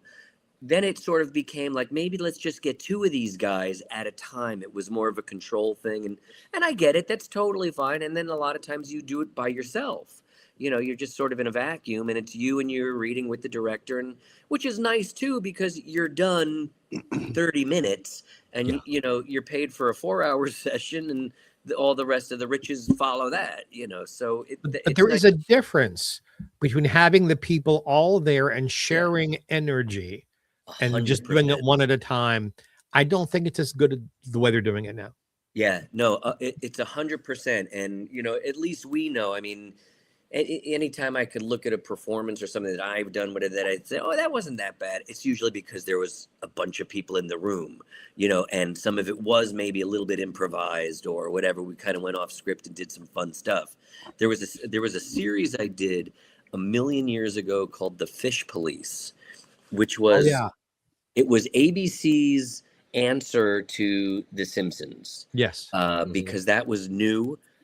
Everyone wanted like their own nighttime cartoon. So ABC created this thing called Fish Police with John Ritter, Ed Asner, Pat Harrington, Hector Elizondo, Sally Struthers, Jo Beth Williams, Megan Mullally, me, and Jonathan Winters. Oh, Frank Welker also, because he's in everything. He has They're to be. All friends of mine. It's amazing. Legally, you have to put Frank in every cartoon. And then I think also, I think Jeff Bennett might have been in that too, as like incidental stuff. Cut to, because everybody on that show was doing like another show at the time. A lot of us were doing on camera stuff or whatever. We had to the only day they could get all of us together was on a Sunday at Hanna-Barbera. So they had 4 hours on a Sunday to get all of us to complete a script, which normally is pretty easy, unless you have Jonathan Winters. I was waiting in your group, and people who loved him, like John Ritter. So Jonathan Winters would start telling these stories, and John Ritter would just sort of, entice him and say, more, and we would get nothing done until finally, like after 3 episodes, they ended up letting Jonathan Winters years ago, and they had Frank Welker do an impersonation of him. Listen, Frank, I mean, Jonathan Winters didn't need the money. He was doing okay. He was all right. But it was just weird that, like, no one wanted to say to him out of respect, like, hey, sir, we got to, we have a show to do. But who could? You could say the word blue to Johnny and his 3 hours of material there. Yeah, all of it. Yeah, he was literally, crazy, but like an awesome crazy. But yeah, no one said anything, so they just fired him. Oh, Yeah. damn. Well, Hey, I don't know. They could have just told him to shut the fuck up first before they fired him. But Right? No, Yeah. Jeff, you cannot tell Johnny Winters just shut the fuck up. That does not work. Or like, would you please shut the fuck up? Something that you could, phrase it nice. yeah, always you be nice about it, but yeah. I say you're nobody until you've been fired from something. Everybody has had to have lost like something. You know what I mean? Yep. In my case, it was I was the original Fry for Futurama. Oh, What? Yeah, so I did. I think I recorded 2, maybe 3 episodes. Nicole Sullivan, she was. I've never seen the show, to be honest with you, because I'm still not sure if it's a comedy or not. I think it is. But she was the one with the dot, not the eye. That One Leela. eye. Yeah. Layla, yes. So she was her, and it's so funny because none of the read-throughs were never funny, and nothing was really landing. You know what I mean? It wasn't that funny of a show. Billy was in the show already. He was like another character, DiMaggio, and that was kind of it. Then they replaced people, but they were really on Nicole. She was under a microscope, and every little thing she did, they were criticizing. She called me like in tears going, Charlie, I don't know what the hell to do. I don't feel comfortable, blah, blah. And I go, just, listen, it's a cartoon. We're not curing cancer. Just, roll with this. Anyway, before I knew it, I'm gone with her. They let both of us go. And I never felt great about being there for some reason either. But they basically just said, yeah, we're letting you go. So I had my agent ask why, because I'm doing everything that I did in the audition. I'm not like, all of a sudden I'm bringing this, Russian accent. No, I'm doing exactly what they wanted. And they said, well, they're going in a different direction. And I was like, well, tell me what the direction is. I'll kind of maybe meet you there or, Anyway, so they kind of recast. But I do think, and I don't care saying things like this, but I think Matt Groening didn't want it to be on him. I don't think he wanted to take responsibility for this script being kind of flat, kind of, so it was a baby with the bathwater. I think he just got rid of stuff and, just tried to hype it up a little bit more with people like Billy West, who was very hot at the time. He was, doing the Howard Stern show all the time. And Right. rightfully so. I mean, the guy's he's a genius. He's so funny. Talk about it. But, it's funny. He replaced me, but I replaced him because he used to be the Honey Nut Bee. And then they fired him and became the Honey Nut. But I still think he got the better end of the deal being Fry. I think that's probably tell the way me, to Charlie. go. Tell me the truth. Yeah. The person who first came up with we're going in a different direction. Wouldn't you like to see that person beaten by a very heavy cactus? Like a little bit. And I basically said to my agent, I said, you know what? Have that guy call me. His name was Marty or something. Have Marty call me. And so he called me. And I said, what's the deal, man? He goes, yeah. He was so vague and so this and that about it. And it's okay. I'm like, dude, I'm from Jersey. Just be honest, man. Yeah. Just is what it is. Everyone, like I said, we all get fired from something or we all lose something to somebody. Who cares? Right. But it is nice when people can just step up and have a set and say, hey, this, they weren't buying this or weren't. Great. Now I could take that home and work on it, You want to learn something from it, not just be shoved aside. Exactly. Right. And that's all it was like I was, at least Nicole, she had that feeling the whole time. Yeah. But I was kind of like, yeah, okay, I'm good. Anyway, So we've got about a minute and a half left with this amazing guest, folks. So make sure you check the show notes. Follow Charlie. He's doing all kinds of cool shit. What's gonna be new for you in the new year? I don't, to be honest with you, I don't know. Everything in Los Angeles, we shut down in November and then open up again like middle of January when they start like, picking up new series and stuff like that. Mhm. So I'll probably put myself out there. I'll probably audition for some TV shows. I think my family kind of wants me to be fancy again. They want me on the TV. They want to see my, They just want you out of the house. I think that's a lot of it, Ben.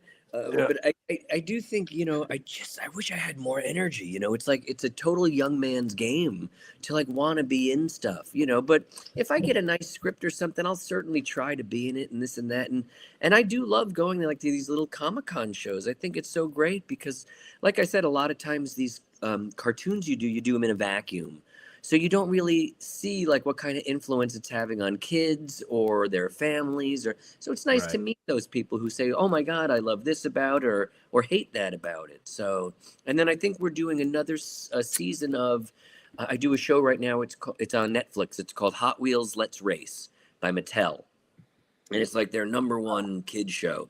I play a little boy named Sidecar with red hair. And it's very funny. It's very cute. It's very appropriate for young kids. So we're gonna go back and do that because we just did a little movie, and that's being well received. So we'll see. And hopefully for you guys, I'm gonna be in Wildwood, New Jersey. Methinks in June. So I'll let you know if that happens. But I love Wildwood. And I Charlie, used to say stop the Yankee talking Clipper all the time. Stop talking about your age because you look 45. Oh no, dude, I'm old. I'm 59. Wow. Yeah, This still happens. you're breaking my heart, kiddo. Right? So we do have to let Charlie go. Like we keep saying, folks, it is New Year's Eve. We don't want to keep him all night long. Happy New Year. We have other great guests coming, and actually she is backstage right now. So Charlie, have a great holiday season. Stay safe. Thank you, brother. And stay in touch. Happy New Year. Happy New Year, buddy. To you. I will. This is my favorite show. You're my favorite gang. Thank you, guys. God bless. God bless. Take care. See you, Charlie. Happy New Year.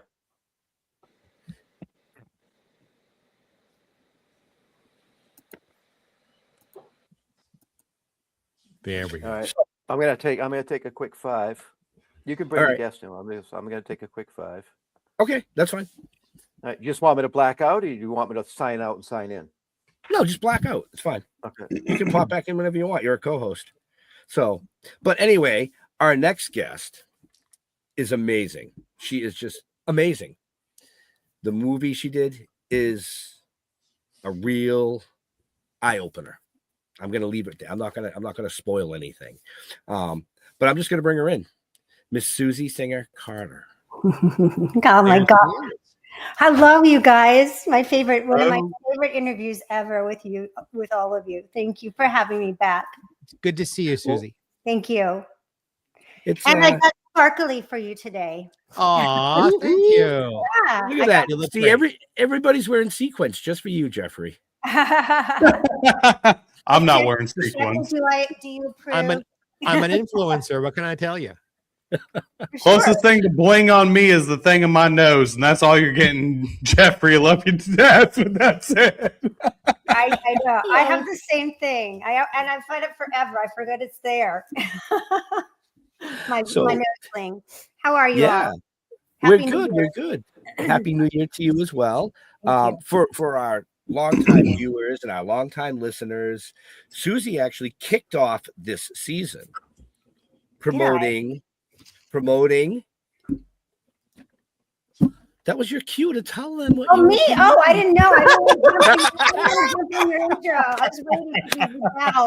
I was waiting for the regale. No, for No Country for Old People, which is a very, sexy show. No, it's a nursing home expose, and very important and very, very much a part of my purpose and mission right now is to educate and to enlighten people about this broken system called our long-term care system, and it's a horrific problem that we have, a national horrific problem, and it doesn't get better. It's getting worse, and most of us don't know a thing about it until we get into it. and at that point we're over our heads. And yeah, so I just really, this project was so important to me because I obviously, anybody that's advocating has been through something that is, pushed us to this point of saying this has got to stop. Right. And it truly does have to stop, because it is an equal opportunity issue, a problem for all of us that intend to stay on the earth, past our prime. Right? Back into diapers. Yes, right. And so what? We'll bling them. Who cares, right? That's right. I mean, right. So yeah, I think we spoke before we launched the project. Yep. Yeah. Yep. So literally right before. So yeah. So how has it been doing? It's interesting. I think it's going really well. We haven't got any in numbers. We won't have it till February from the distributor. But my guess is from the reviews that we're getting and the constant influx of emails and letters and DMs and all those things telling me and my team, like, thank you for doing this. Thank you for telling this story. This is horrible. Thank you for, or validating my experience and, galvanizing people and engaging them to want to make a difference, knowing and giving them some hope that there is a way to make change. And we started I don't know if I talked about it the last time, but we created a 501c3 grassroots movement called ROAR, which is Respect, Oversight, Advocacy, and Reform for Long-Term Care. And our mission is to engage the public outside of the echo chambers that we already are in, right? So if we've been through it, we're going to talk to other like-minded people because they know. But I want to get to the public, because that's where the power of change lies. And again, I don't remember if we discussed that we were endorsed by Jane Fonda and Lily Tomlin, Lisa Gibbons, and a lot of other wonderful people. But I got a chance to see Jane speak about, because she's now in another mission, which is our First Amendment rights, which her father started in 1947, and she's relaunched that movement. And she really talked about, which resonated so big with me, because our mission is to engage people through story, because that's the only way we're going to get people to first A, pay attention, and B, to be moved, until, because if it's not your problem yet, then we need to figure out ways to move them. And Jane really framed it perfectly, because she said, storytellers, entertainers, they are at the front line of change. Right. They are 100%. In your purview and in your point of view, a lot has happened this year in the healthcare industry. So much. Has anything changed for the better, or is it all changed for the worse? It's Geoffrey, it's so sad, because it's so performative, and like Elizabeth Warren just came out. She's on a mission suddenly and talking about, how egregious the long-term care system is. It's like, where have you been? And where, and what are you going to do about it? Because, and I love her, but I'm just saying, where's everybody been? We need more voices like that, but we need voices that are attached to action.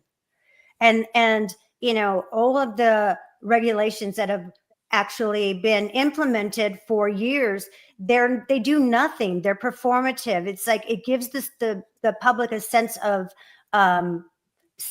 safety, or a sense of that everything's being taken care of. But in fact, it's not. In fact, regulations have been there forever. It was back when they did the nursing home regulations, was it 87? They had all these things by CMS, which is the Centers for Medicare and Medicaid, that were highly regulated, but nothing is enforced. There's no oversight. And, I'll harken back to what I talked about before, which is there is a very strong nursing home lobby that lobbies very hard financially to keep everything status quo, because people are making a hell of a lot of money, billions of dollars off of this system. And that's why, so to answer, that's why we need, and, whether you like Jane Fonda or not, and, I get a lot of pushback from people that will say, I don't like Hanoi Jane. And, and they just blanket don't like her for one thing that happened, whatever, 60 years ago. But, she really understands change making.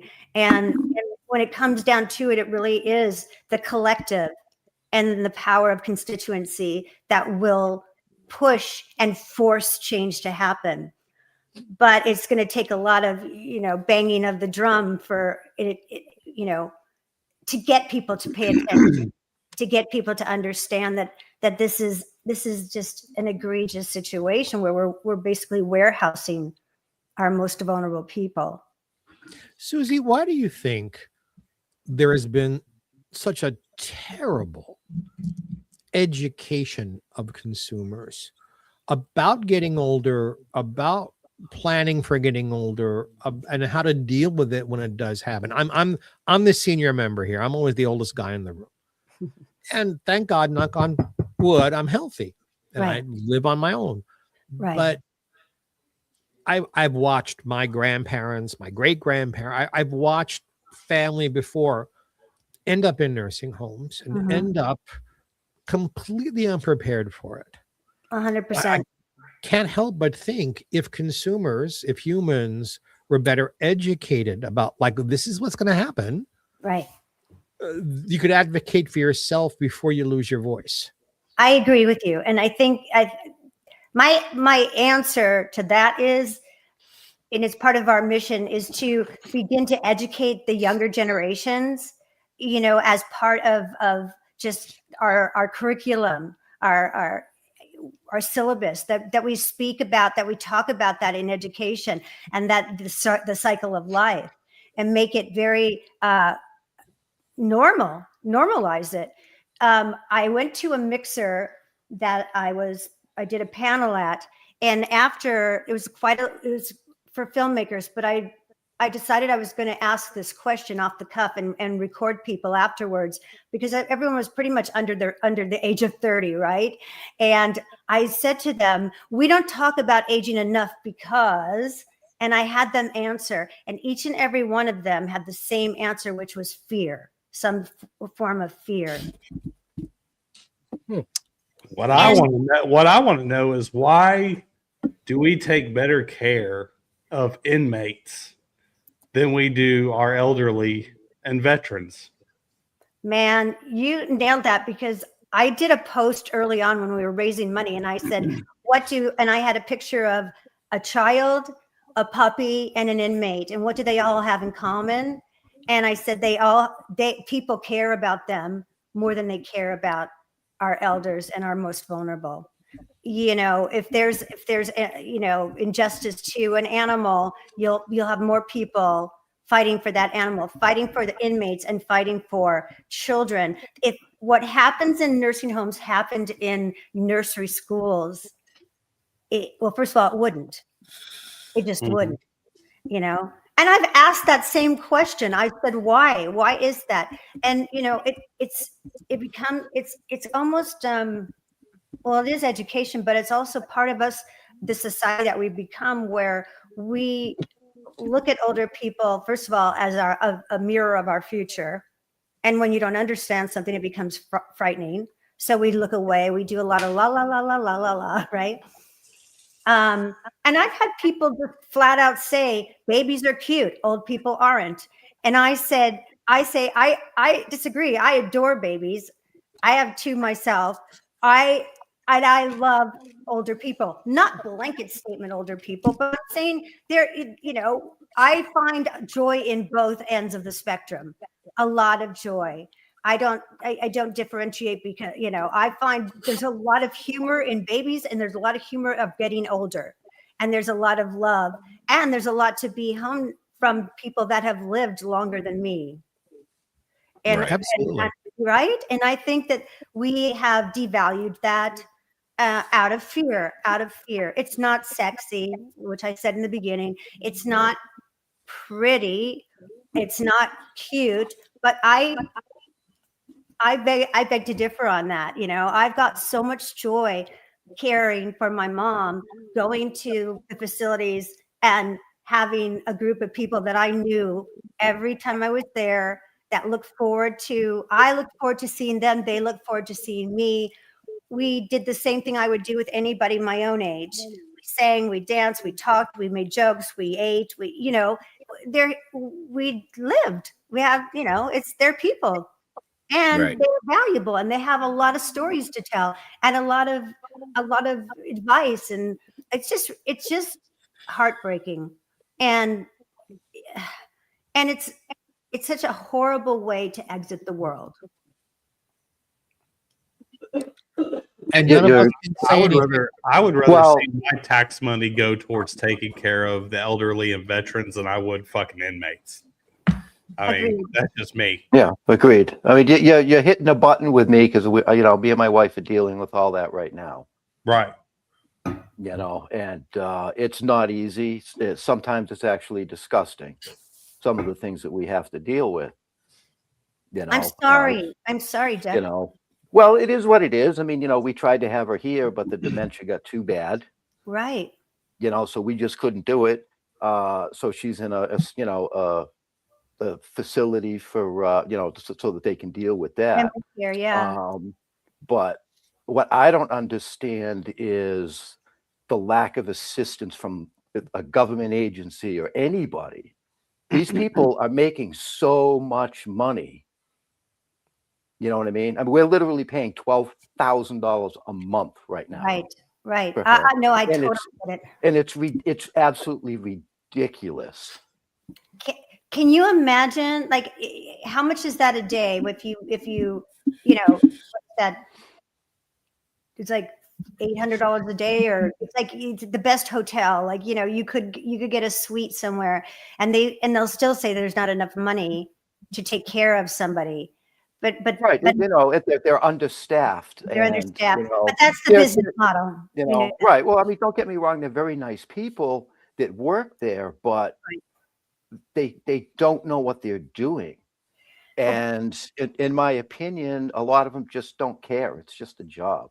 Can I speak to that? Well, the reason why that's become the way it is because that is the business model that the corporations that have invested in these facilities have created. This works for them because the biggest cost is employees, right? So they cut on employees. The staffing, it doesn't matter how many mandates or how many bills get passed for minimum staffing, which has been, you know, researched ad nauseum to that it's obvious that it's not safe to be understaffed, not for the residents, not for the patients, and not for the frontline workers, meaning all of your nurses and nursing assistants. They are so overworked. I just posted a video that a nurse who got fired after sending me that video just last week about her, and she was, you know, doling out the meds in those cups. And she said, I watched your documentary and I'm probably going to miss my grandma's funeral today because I'm not going to get out of here in time. And I've only got 20 minutes left on my shift and I've still got 10 more things to do. And there's not enough time. And I'm tired. I am tired and I'm a single mom. And it is so heartbreaking because the people, the vocational people that are vocational care, frontline caregivers that like at your mother-in-law's place, most of them go home with moral injury because they can't do the job that they want to do, or they know that they're capable of doing. Well, their hands are tied. You know, Exactly. it's you know, she had a sore and she needed ointment put on it. They Right. wouldn't do it. Right. It was not part of their job description. We had to either do it ourselves or bring somebody from the outside in to do it. Isn't that just the most ridiculous situation. My partner, my producing partner, has the same situation with his mom here in Los Angeles. She's 94. She got a bed sore in a high-end assisted living, and they couldn't take care of it because it's not under their jurisdiction to take care of it, right? So when were you going to tell the family that she had this until it was too late? So she's been in skilled nursing now for the past, I don't know, 8 months. And they were paying the same as you, like, and it was going up every so often. It was going up. It goes up like every couple of months. It just goes up. Because that's the other thing is, where else are you going to go? They know that. Right. And here in Massachusetts, it's pretty much the same company that owns many of the same facilities. Of course. You know what I mean? They own the land, they own the buildings. It's absolutely crazy. And I've done a lot of research, and they are making so much money at the expense of the elderly, and it's disgusting. It's warehousing. I can't say it any other way. It's warehousing. Yep. There's no other way to put it. And that's why it's so important to get it. When I do speak to younger people, they are very interested, by the way. They're not interested. They are very interested because when you say it and you frame it in a way that it resonates with them, that this is their future and that they will be inheriting this problem, it's not going to go away. And, you follow the money. It's not going to go away on its own. Susie, we're almost out of time, but what do you recommend? Give me one good recommendation to try and fix this. To try and fix it, I mean, if we're going to fix the whole problem, we have to do a movement. We have to join ROAR. We have to engage everybody to demand change and use the currency that we have, which is our constituency. That's the only thing that is really ever made any real change, when there's money holding change back. But in the meantime, you have to be like Jeff and his wife, and you have to be vigilant, and you have to be there overseeing and being the extra pair of eyes and ears, and do the best that you can to navigate this. And that's a whole nother conversation. I know you have to get to the next person. So, but go to our website, ROAR for LTC, longtermcare.org. And, if you're interested to learn more or hopefully join us, that would be great. And watch No Country for Old People if you haven't, on Amazon or Tubi, and share it with people. It's super important. It may not be a fun watch, but it's an important one, right, guys? It is. Absolutely is. 100%. Thank you so much. Thank you. I got a little choked up there for a second. Ben, let me help you. Happy New Year to you all. There's never not hope. We have hope because we are strong in numbers, and that's not just a saying. It really is true. We're strong in numbers, and it takes and it's people like you that you're showing. You've embraced me and embraced this project, and I can't thank you enough. It's so important to get the word out. So I so appreciate it. Anytime.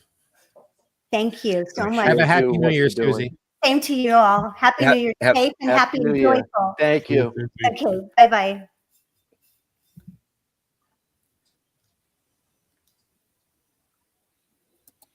And everyone got quiet. Well, I mean, it's a real serious subject. Yeah. We kicked off the season with that. Yeah, my first guest. Yeah. So it is. It's a very serious thing that's going on out there. And living it and experiencing it just makes it more real. And I think that's part of the problem,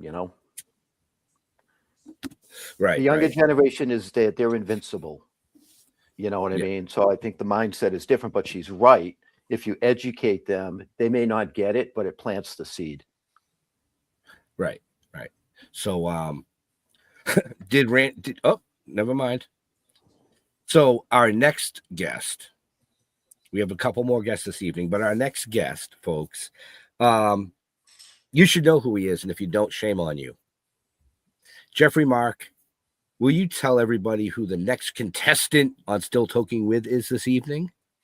Well, besides being a very close friend of mine, he is an amazing announcer and voiceover presence, also on live shows, and one of the very, very few people on CBS who have ever been given the privilege to say, Randy West, come on down. You're our next interview on Still Talking With. That's great. Look at this. It's New Year's Eve already. Everybody's all sparkling. I'm still like trying to get myself out of bed from last night. Or you got fireworks.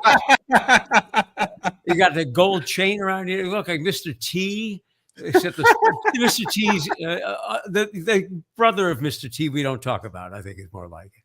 And you're from outer space there. Look at this. Everybody's just looking wacky, and I'm looking like I just came in from shoveling snow. I'm excited to be with you guys, and wrapping up the year with you makes it even more exciting to think there's a new year ahead. That there is a new year ahead, you know. Thank you for taking time out of your busy schedule of shoveling snow. In Burbank. Yeah, in the 80s, in the 80s, that might have been thought of as cocaine, but it was not a drug reference. Jeez. Yeah. I hope Well, you're how are not you, my shoveling friend? snow. Well, no, it looks like I'll be shoveling snow tomorrow morning, though. That's what I they're won't telling us. be. No, it's raining here in Southern California, so we'll just be staying out of the rain. Well, it's raining here in Massachusetts, but it's coming down white. Yeah. Oh no, it's bright and sunny on my island, although it is a little cold, which is a little colder Oh, than stop what your we're damn used whining. to. Stop your damn whining. Seriously. I'm not whining, but you need to take your cold and shove it up your ass and take it back. Hey. 'Cause it ain't supposed to be cold here. Wait, I had no idea what we were getting into here. Now, wait. You opened the door. We just walked through. Open the door, but don't open your ass. At least not while I'm here. Once I'm gone, you do whatever you want. Ben and Jeff are outside of Boston. Randy's in Burbank. I'm in Palm Springs. Where are you, sir? What I am actually on a small island on the coast of South Carolina. I am right next to Parris Island, where they train the Marine Corps. So this is home of the Marine Corps where I live. So you're not on Chincoteague Island, home of the horses. No.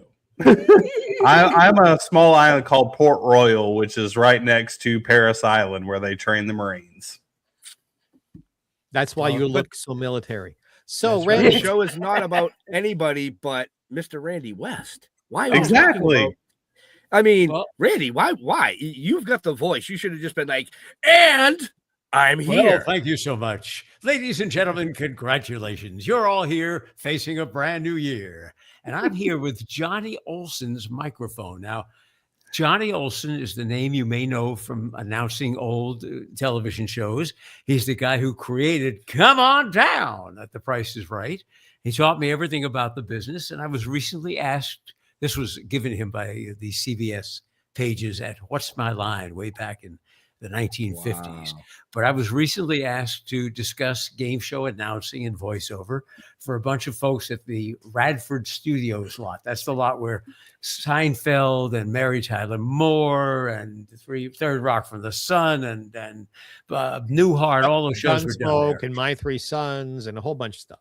There you go. And it was a thrill to be on the stages there and talking about the thing that I've done for the last 50 years. I was very young. I came out of the womb with a microphone. But I was about to ask, how did you get into this to begin with? Is this something that you sought out to do, or did you just fall into it?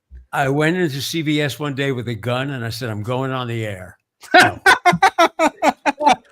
And then when he got out of prison, No, I was one of those kids that I'm sure an adult said, God, whatever is with this kid, calm him down, because I was so excited going to watch television shows taped back in New York at 30 Rockefeller Plaza.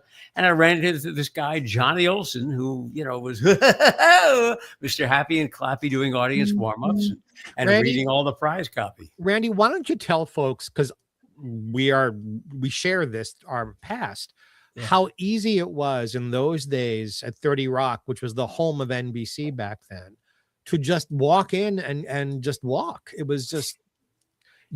People might ask pages, or a security person might occasionally ask you, "What can I help you?" And I say, "No, I'm all set. My dad's up on the 53rd floor. He told me to hang for him on 7. And you get in the elevator, go to 7, and then you're down the hall from Johnny Carson's office. It was so easy, as you're saying, Geoffrey, to just kind of, if you look like you know where you're going, you belonged, I guess. People just didn't lie and just sneak their way in. But I would watch Johnny Olson tape these shows, do the announcing and the audience warm up. And I must have hung around after the show enough times for him to realize I was passionate about this kind of work. I was 14, 15, 16 years old. He showed me a good time, gave me a script, get into radio, gave me all this advice that I don't know whether he really thought I'd follow through on it, but I did. And I worked in radio and got myself to Los Angeles in radio, and went down by that time to see him at The Price is Right taping here in Hollywood. And he kind of remembered me, and I was like, oh my God, let me talk to you about your future. Have you gotten into radio? Do you really still want to do this? And I was like, more than you'll ever know. So now I'm 20 something, and he taught me the business. You couldn't pay for the education I got. Taught me everything about how to announce shows, how to prepare copy, how to market so you don't make a mistake, how to do audience warm-up, how to get a bunch of strangers into a happy mood so they'll respond audibly to the show. Private coaching worth $1 million. He had no kids of his own. He saw the passion in my eyes that stayed with me for all these years. And he never gave me a job, but he gave me all the tools there were to work with. So fade to black, he dies in 85. 1999, his wife is going into a nursing home. The family calls me. Johnny's been dead for 14 years. Are you the Randy West who corresponded with Johnny? He saved some of my letters. Well, we're looking for a good home for all the things that he collected over the 58 years of his career, including an Emmy Award. Hold it down. There you go. There you go. Wow. Everything in the world, and the microphones and scripts and pictures. And I looked at this stuff that I got in 99 for a couple of years and said, this is marvelous material. What do I do with it? And I never considered myself an author, but I wrote a book because it seemed just like the right thing to do to repay the favor. And 400 pages with 100 original photos from Johnny's collection. I shopped it around and very quickly found a publisher who specializes in showbiz stuff. And the thing sold. And then he said to me, write another book. And that started a whole new career for me because I'm up to the 4th book now. But this thing has sold so well and has become a Bible for folks who want to follow in the footsteps of Johnny Olson, who was probably the best known of the game show announcers over his long career. I'm all excited about your latest couple of projects. I don't mean to skip over the other books and the other stuff. Yeah. But you have been doing 2 things that get me all excited. Keep your hands where we can see them. I don't want you too excited, Jeffrey. See, I paused to give Randy the chance to do that. You right? Really left that door open. Thank you. Of course I do. I'm playing your straight man. Okay. I won't touch that one. Yeah. With a hat like that, no one's going to believe you're a straight man. But go ahead. We could take this act on the road. I'll drive you hitchhike. We are such close friends for such a long time now. But I'm going to get to promoting you. You are involved with a very important building in Hollywood history. A building on Fairfax Avenue in Hollywood that was opened in the very early 50s as CBS's Television City. From Television City in Hollywood, the building has been sold. You were involved in its repurposing. You were involved with the city council to make sure it didn't get torn down. And now you are giving I'm having a senior tours. Thank you. You're giving tours in this building. And you are writing a book about CBS Television City. I'm so excited for that. Let's talk about your book, please. Well, it's the stars, the stages, and the shows that we all love, from What's My Line and To Tell the Truth and The Price is Right and Carol Burnett and All in the Family and Jack Benny and Danny Kaye, for those who remember who he is, and The Young and the Restless and The Bold and the Beautiful and Judy hundreds of Garland and Judy Smuggler's Garland Brothers and Sonny and Cher and yeah, so much great entertainment, hundreds of shows over a 72-year period, and this place is going to be rehabilitated because I helped them get approval from City Council, discussing the history and how this facility has to remain viable as a production center. They've given me everything but the keys to the place so that I can talk up the history that needs to be protected there. So I give tours of Television City, which has given me access to everything in this palace of broadcasting. And it's given me the opportunity to tour the place, go through files and look at history, and write this incredible book, which is entitled From Television City in Hollywood, the phrase we all know, behind the scenes at the great television production factory. I haven't figured out the subtitle yet. Behind the scenes at the great TV factory. I know I could do better than that, but I'm still working on the second half of the title. But it's an amazing task, because when you start talking about Sonny and Cher, how do you leave out Danny Kaye? If you're talking about Judy Garland, how do you leave out some of the other great folks, Tony Orlando and Dawn? The shows here, thousands of performers, from Elvis Presley to Frank Sinatra to Marilyn Monroe. The history of 20th century show business is in those walls. I mean, it literally is everything from Jack Benny to Dancing with the Stars, which is still you literally just finished the book title. I know. I have to very small print because it's a lot of words, but yeah. Well, from Jack Benny to Dancing with the Stars. That's your subtitle. Okay. That's a good one too. Or Behind the Walls. Start it with that and finish it with the original opening. Okay. Yeah. You're good for royalties if I go with that. So thank you, Geoffrey, for opening the door. It's overwhelming to me to think that I'm the only guy that's going to write this book. I'm the only guy getting the access to it, and no one else has the passion or the interest in really doing this. You're deep the only dive. guy who should write this book. Well, I worked there. Thank you, Geoffrey. I worked there on a number of television shows, including The Price is Right, Come On Down, A New Car, and other game shows and all manner of programming there. So it's close to my heart. I got to live my dream in that building. So maybe I am the right person, but I'm certainly going to be the only person, because it's such a huge task. So it's mind-boggling. And I don't know how big the book is going to be. You need 3 people to carry it home from the bookstore, but it's there's just so much to talk about, and so much rich history. We all have the same cultural tapestry. We all have the same touchstones. I say All in the Family, you know what I'm talking about. I say Archie Bunker. I say talk about Cher to Judy Garland. All these names, all these words, all these sitcoms, all these variety shows, all these soap operas.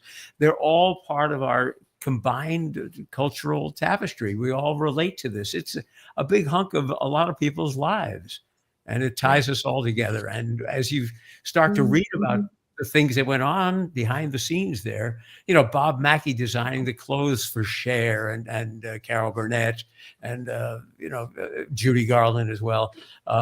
There's just so much there, and I think it's going to be either intimidating to pick it up, because you realize you'll never have a free moment in the rest of your life. It's just going to be so big and so full of photos. So thank you, Geoffrey. It's a huge task. And now I'm going to embarrass you even further by boy. telling people, no, you'll be fine with it. By telling people that practically the last 10, 12 years that anywhere I have performed on the West Coast, Randy has been there. He's introduced me from the stage. He set up the audience for me, or he's been in the audience to hopefully enjoy what I'm doing. He's a wonderful friend. And also, you might as well plug, he is the announcer on Geoffrey Mark Plays Ella. He has been the announcer on Geoffrey Mark Plays Merman, our 5-episode short series. And Randy, guess what? What? Come on down, because there's going to be another series. I'm not even going to tell you what it is yet. Okay. But Randy West is going to be the announcer on that. And I thank you every week. It's my thrill. It's my joy, because I know, like myself, how passionate you are about your little pieces of the show business history. And as anything I can do to help you in spreading the word about, Ella Fitzgerald and, Ethel Merman, these are great, great talents that should not be forgotten. These are people who deserve to be celebrated, and their output, their work, the body of work that they've done is fantastic. You'll be swell. You'll be great. I won't do that again. Sorry. It came over me. Greatly appreciated. So we have a couple minutes left before we have to get to the next guest. So yes. Go ahead, Mr. Mark. No, I'm just gonna say, why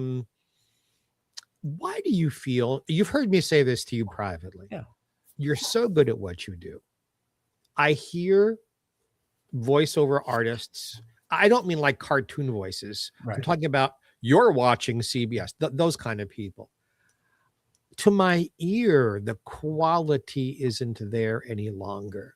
I hear a lot of whiny voices that sound as if they've never actually put on an earphone and heard themselves speak. Why, when there's your kind of talent still out there, why am I hearing all of these, what I would call almost amateur sounding voiceover people? There was a period that started about 10 years ago where someone who actually spoke like a voice of authority was considered in advertising to be phony. If I say you must buy this product, I'm overdoing it, of course. Folks get turned off by that. They want someone who sounds like a friend for advertising. So I really think you ought to go to Jiffy Lube. I mean, they got my car done in 7 minutes. So it sounds like the friend who seems to be more trustworthy than the guy who tried to sell you a record package in the middle of the night. So the unprofessional voice had a place in advertising because it seemed to be more sincere and more lifelike and less full of BS.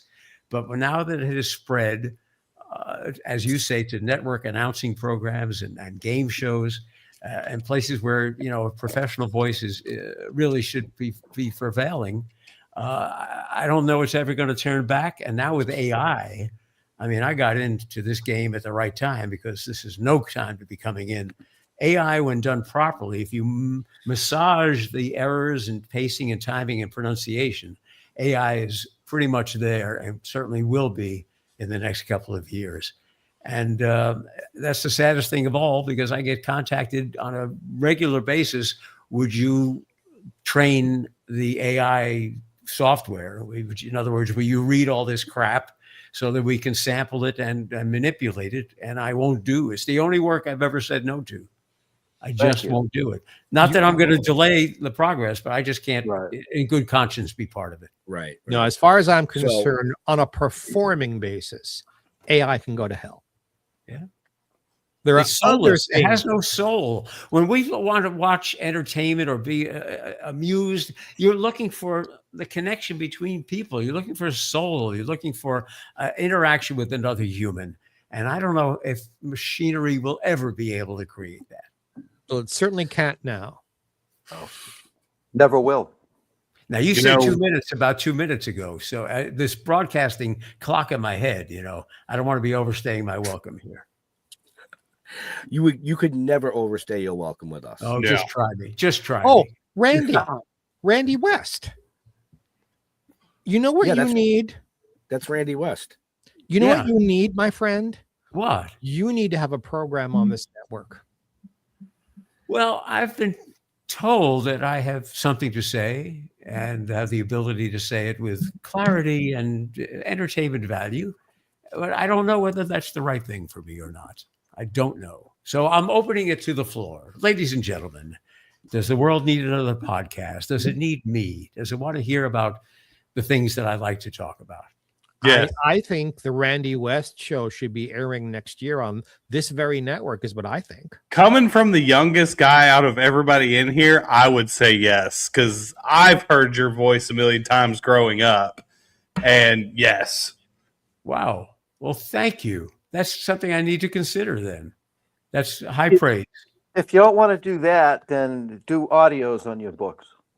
Oh, God. Yeah, he does It's have a hell of a voice. so That'd be a lot of talking. So tedious. So tedious. It's a And lot of. you do. I've done it. I've done that for my books, and you do 8-hour sessions. All right. And you go home and your throat is horse meat, all shredded up.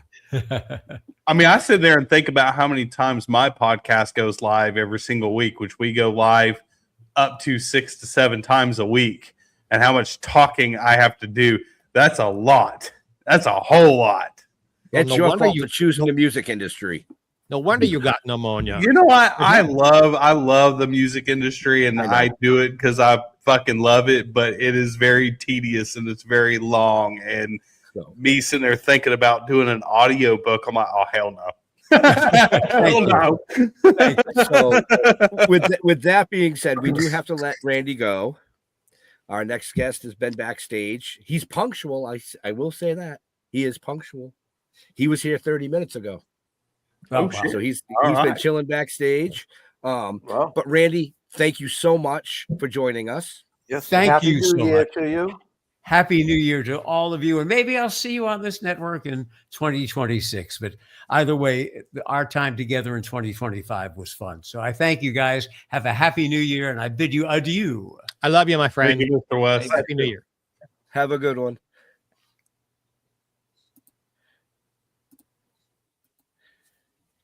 So, like I said, folks, our next guest is somebody that when you see him, you'll go, "Oh my God, I remember him. He was in Escape from Alcatraz.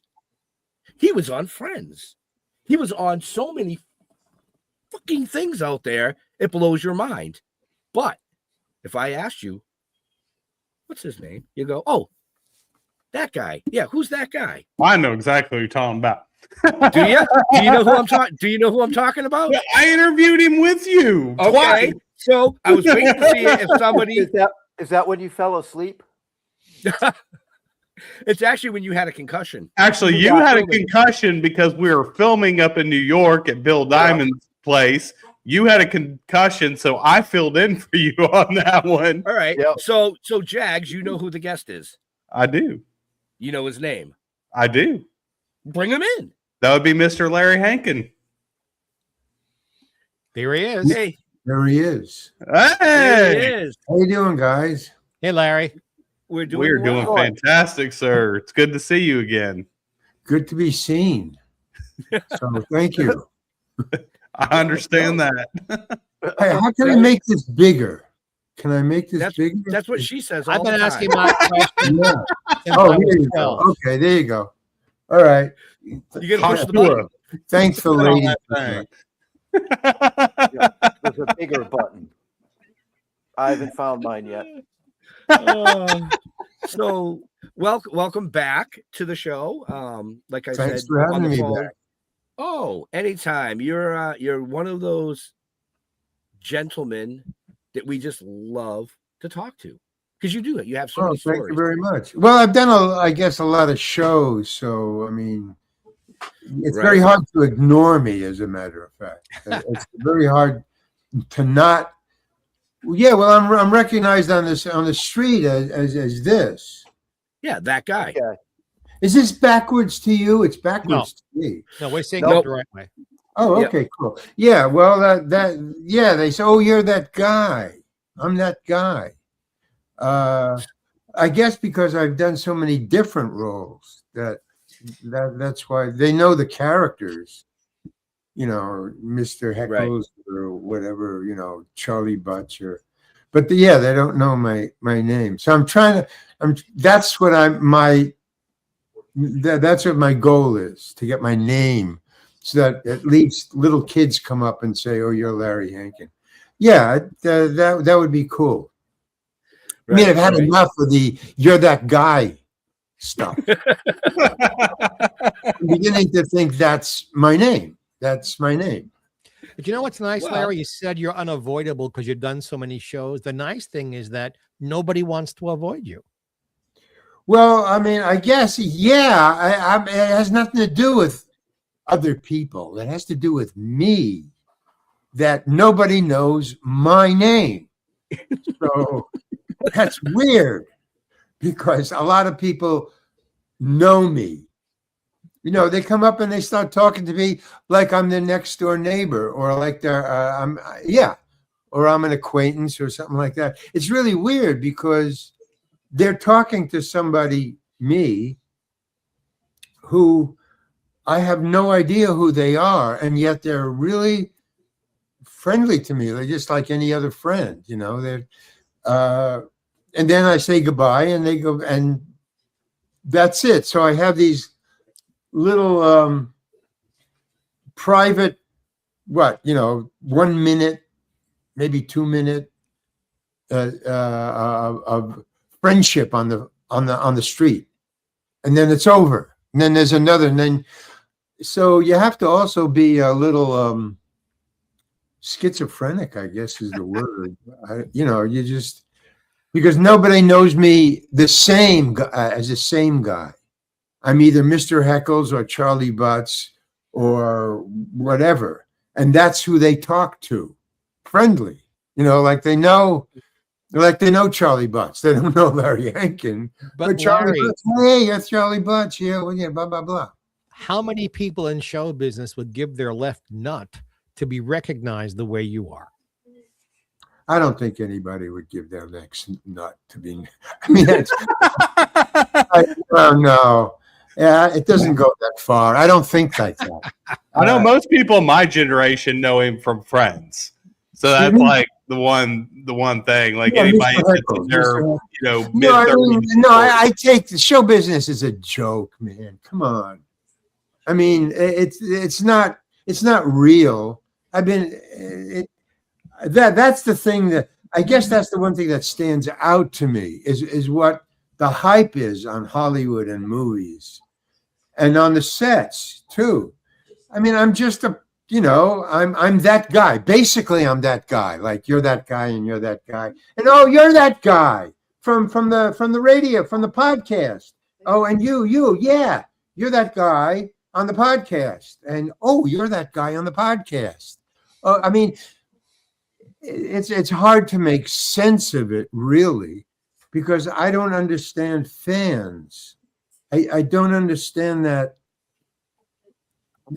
Sometimes like when I was on, I think it was maybe it was Breaking Bad or something like that, some big show, something that everybody watched, and it was here in Hollywood, and they had to actually chain the fans from breaking through, and they're all yelling and, hey, sign this, and I go, what the fuck is going on? I mean, it's too much. And if somebody says they know or they understand, I don't believe them. It's because when you're an actor in the beginning anyway, and probably sometimes all through your life, you have to take other jobs. Like when I first started, I was a temp guy. I did this and that. And finally, I got enough money so I can pay my own rent by just acting, even though there was months in between where there was nothing going on. And then you go and you do your thing. And then like several months later, when it airs, there's fans who have to be chained and, hey, sign this, and hey, here's the perfect example of what I'm talking about. When I was a young man and I was a young actor, and stars impressed me. at the time when I was young, those stars. And one day I saw, I was walking along New York City, uptown in the 50s, 60s. And I saw in the middle of the block, I was standing on a corner with a friend, and I saw in the middle of the block down here, I go, wow, that's some famous person. I can't remember his name now. He was a full-time actor, but he was famous, you know, big time. Somebody on the equality of, like, say, Clint Eastwood, but back then. So it was and man, I just made a beeline for him. I said, oh, that's, you know, blah, blah, blah. And I said, wait here, I got to talk to him. And I started running down. He was with a woman, this Clint Eastwood type person. He was older now, so he was out of movies, probably retired. But I was running towards him, and then as closer as I got, I said, yeah, that's really him. And he had his back towards me, but he heard me running. Somebody, he turned around, and he expressed his shock, because in his brain, he thought, oh, this guy's going to shoot me. I mean, that's how much speed I had, and he didn't know what was going on. And he's an older person, as you were talking about in your other guest. And he turned around and was so scared, that shock on his face. He said, and then I said, no, I just wanted to talk to you. And he says, don't you ever run up to anybody like that. You know, he was really, and the woman was even frightened. And I suddenly realized what the fuck I must have been look like to this man. And that, I said, okay, I got it. I was crazy, and I just scared my hero. I really did. So ever since then, that's why I come on this show and start talking like that. That's not cool, being a star. You know what I'm saying? Because fans are like all other people period. They just lose it when, you know, I don't know why they lose it, but I did lose it that day. I was must have been like 19, 20, 21. But for that one moment, I never had done that before, but I'd never seen anybody that, you know, that famous before. So I really try to play down the whole fame thing. That doesn't work for me. When people come up to me, I try to tell them who I am. You know, hey, just calm down. You know, it's not that big a deal. So I don't know, but so every once in a while, if I see like levels of interest start to rise a little above, I back off. You know, I mean, it's nice that somebody would say, "Hey, I saw you in the show last night." Blah blah blah. Good work. I get fan mail, and they're really cool. You know, it makes you feel good. Hey, I saw you last night, and I really think you're really great, and blah blah blah. I watch your show all the time. Great. But that I can deal with, as any human can deal with. But when it gets into it's just over the top, then it's, I don't understand it. May I interrupt and interject a thought about all of this? To me, fans are as different as we are. Like you're less happy with that kind of attention. I'm a Hamasaurus. I love my fans. I love when people come up to me. But I think part of the reason fans treat any of us the way they do, especially those of us who do podcasts or on television, we are coming into people's homes. And I know that sounds stupid. We aren't coming into their homes. But this. No, they think that. No, they have that idea. They see me in their living room. Yes. That's weird. I mean, I understand it. And I understand where that's coming from. But I watch TV and people are in my living room. So, but the other thing, I guess, beyond that and above that is I'm not I'm not a people person. I mean, I'm pretty shy. When I go to parties, I'll just sit, and if people want to talk to me, fine. If I want to talk to someone, but I try. I was so the other way when I was a kid, like 15, 16, 17, 18, 19. And then when that thing happened, when I was 19, when I ran up to that person,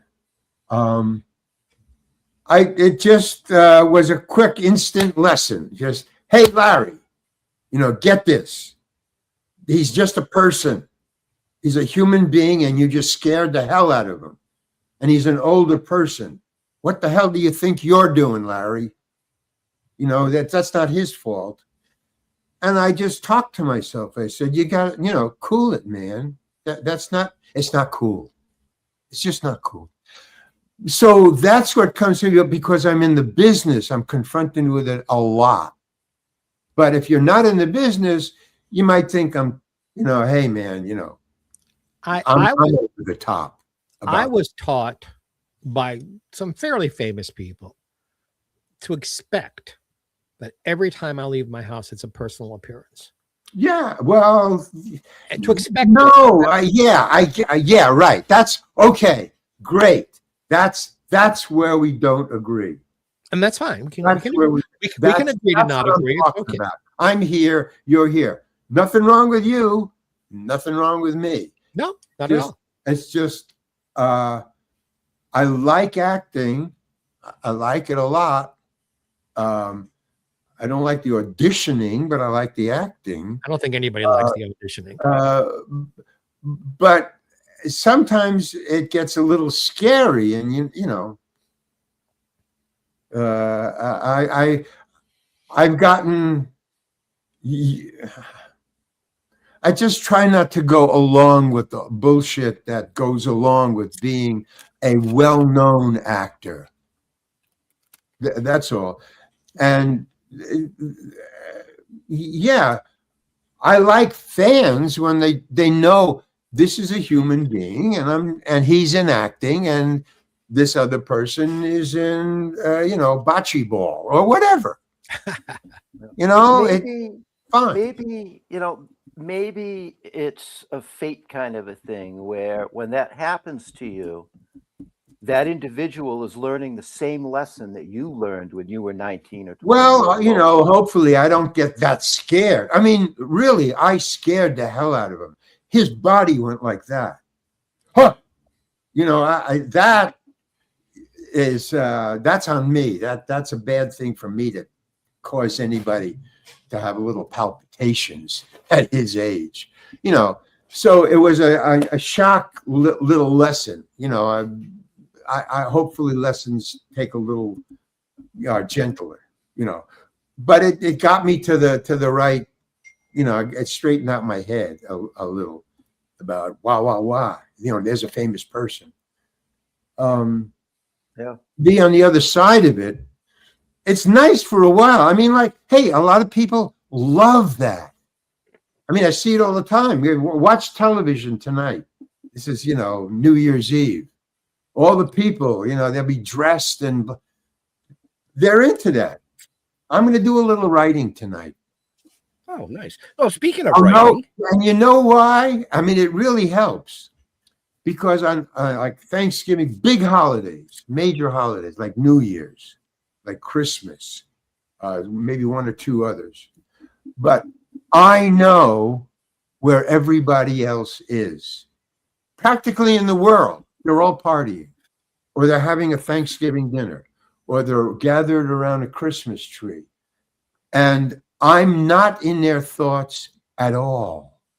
So nobody's going to call me. Nobody's going to disturb me. And on those major holidays, I look forward to just quiet, just sitting in my house or my apartment, and just now, if I want to go out, I'll go out. But I know that on those days, especially New Year's Eve, which is just the craziest of all holidays, yeah, if I want to, I can stay in the house and I'll be cool and calm, and nobody's going to call. Nobody cares if I'm alive, even, or if I know that I exist. Well, That's I can the say, yin and yang of show business, you know, that Right. I would have so many people during the day saying hello, or when I'm on the set. You know, you're going through several different people, you know, directors, the hair person, the makeup person, the assistant director, the director, the cameraman, the people in the booth, and they're all talking to you. And you got to keep track of all that and not let it throw your character, you know, get you mixed up. In the beginning, I get confused a little easier than other people.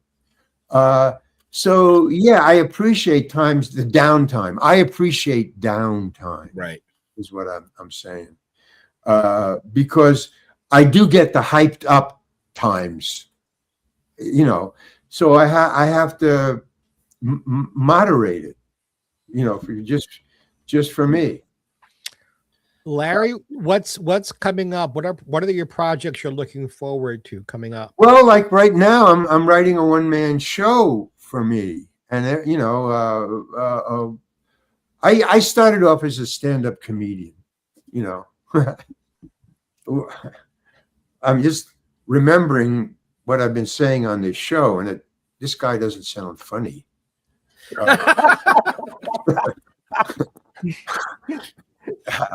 So I'm just getting rid of the rant part of the show business stuff.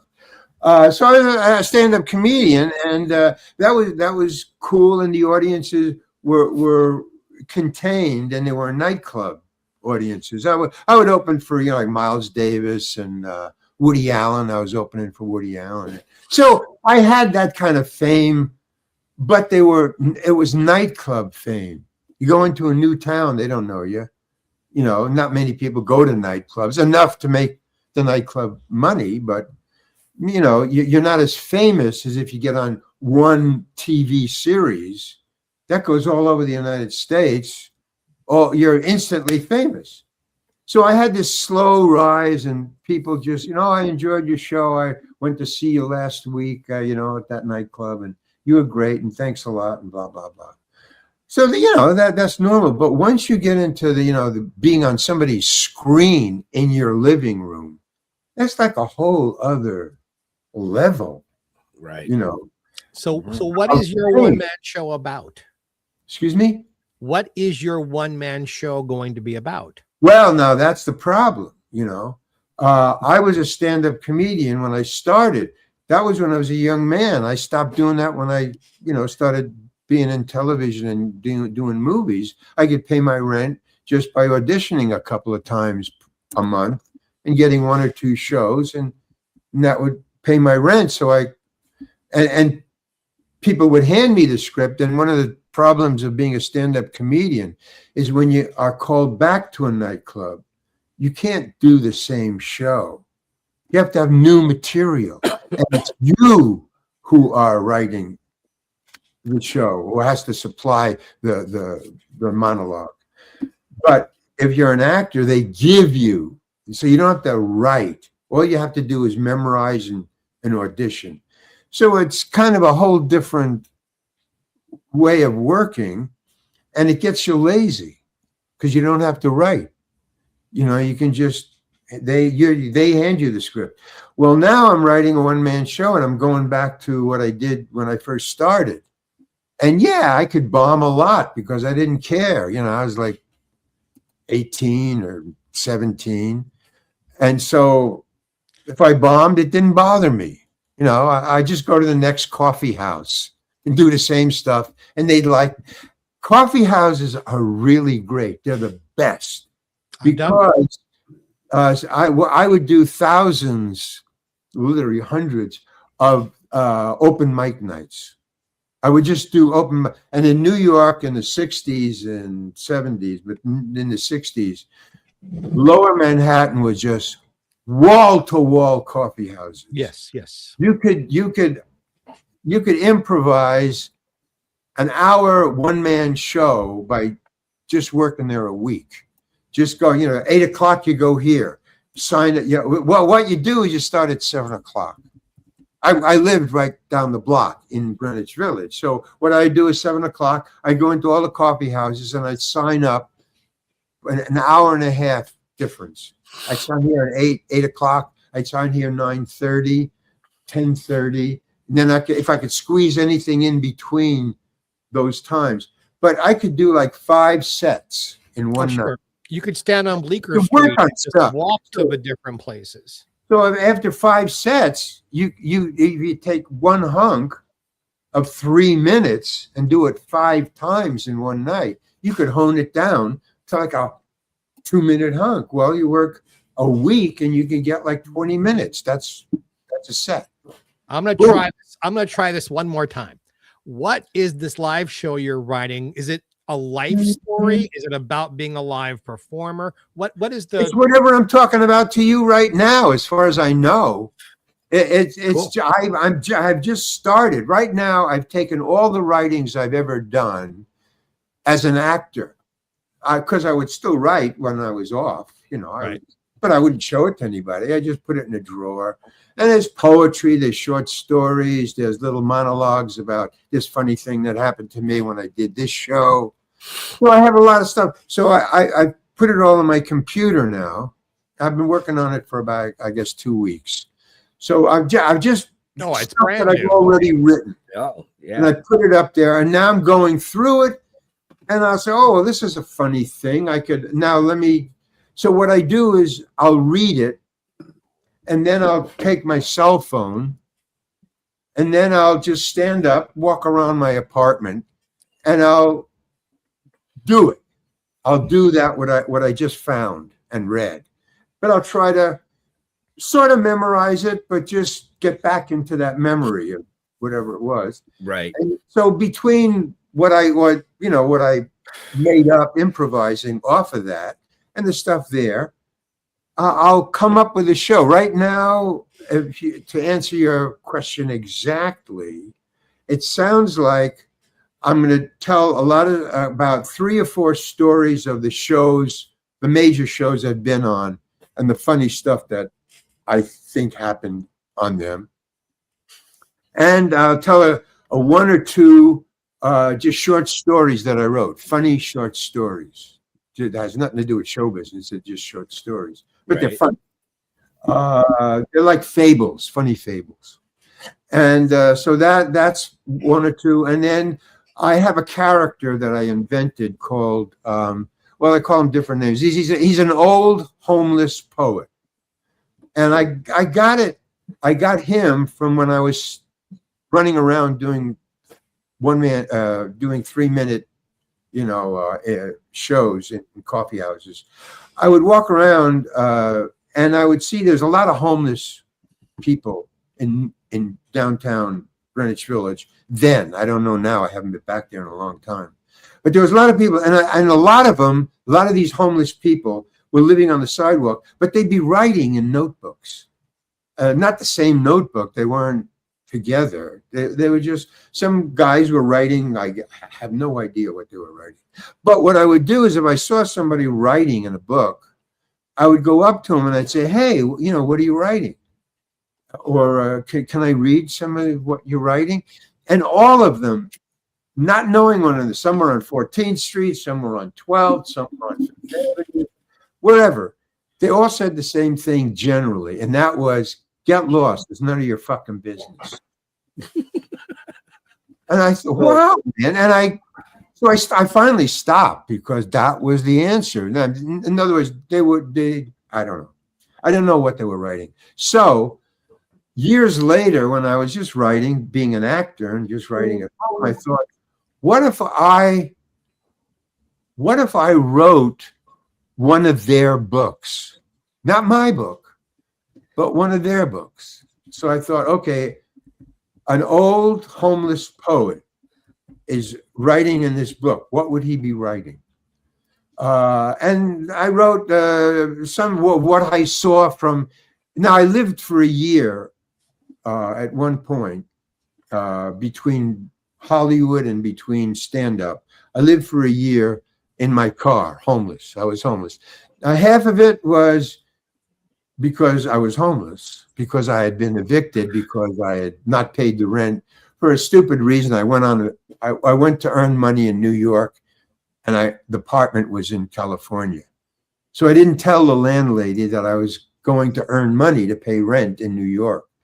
And the job lasted for 2 months instead of 3 weeks. So in other words, I missed 2 payments on my rent. I thought, well, you know, she knows me. I'll come back and I'll have all the money. And if she wants to fine me, or, you know, you have to pay an extra fee, because I have enough money to do that. So when I got back, she had already evicted me and cleaned out the apartment. So I had nothing. I said, and I lived on a you know, there's landing barges on the Normandy, you know, where the troops come in and they come down and they're machine gunned, and those barges. Okay. Well, in San Francisco, the owner of a junkyard, his junkyard was on the San Francisco Bay, right across the Golden Gate Bridge. You just get off the thing, and there was if you go down to the water's edge, there's this junkyard. And this guy who owned the junkyard was an old guy, had a lot of money. And what he did was he bought 20 of those landing barges that landed on Normandy. The Army had thousands of them, and they were just selling them. And he bought 20.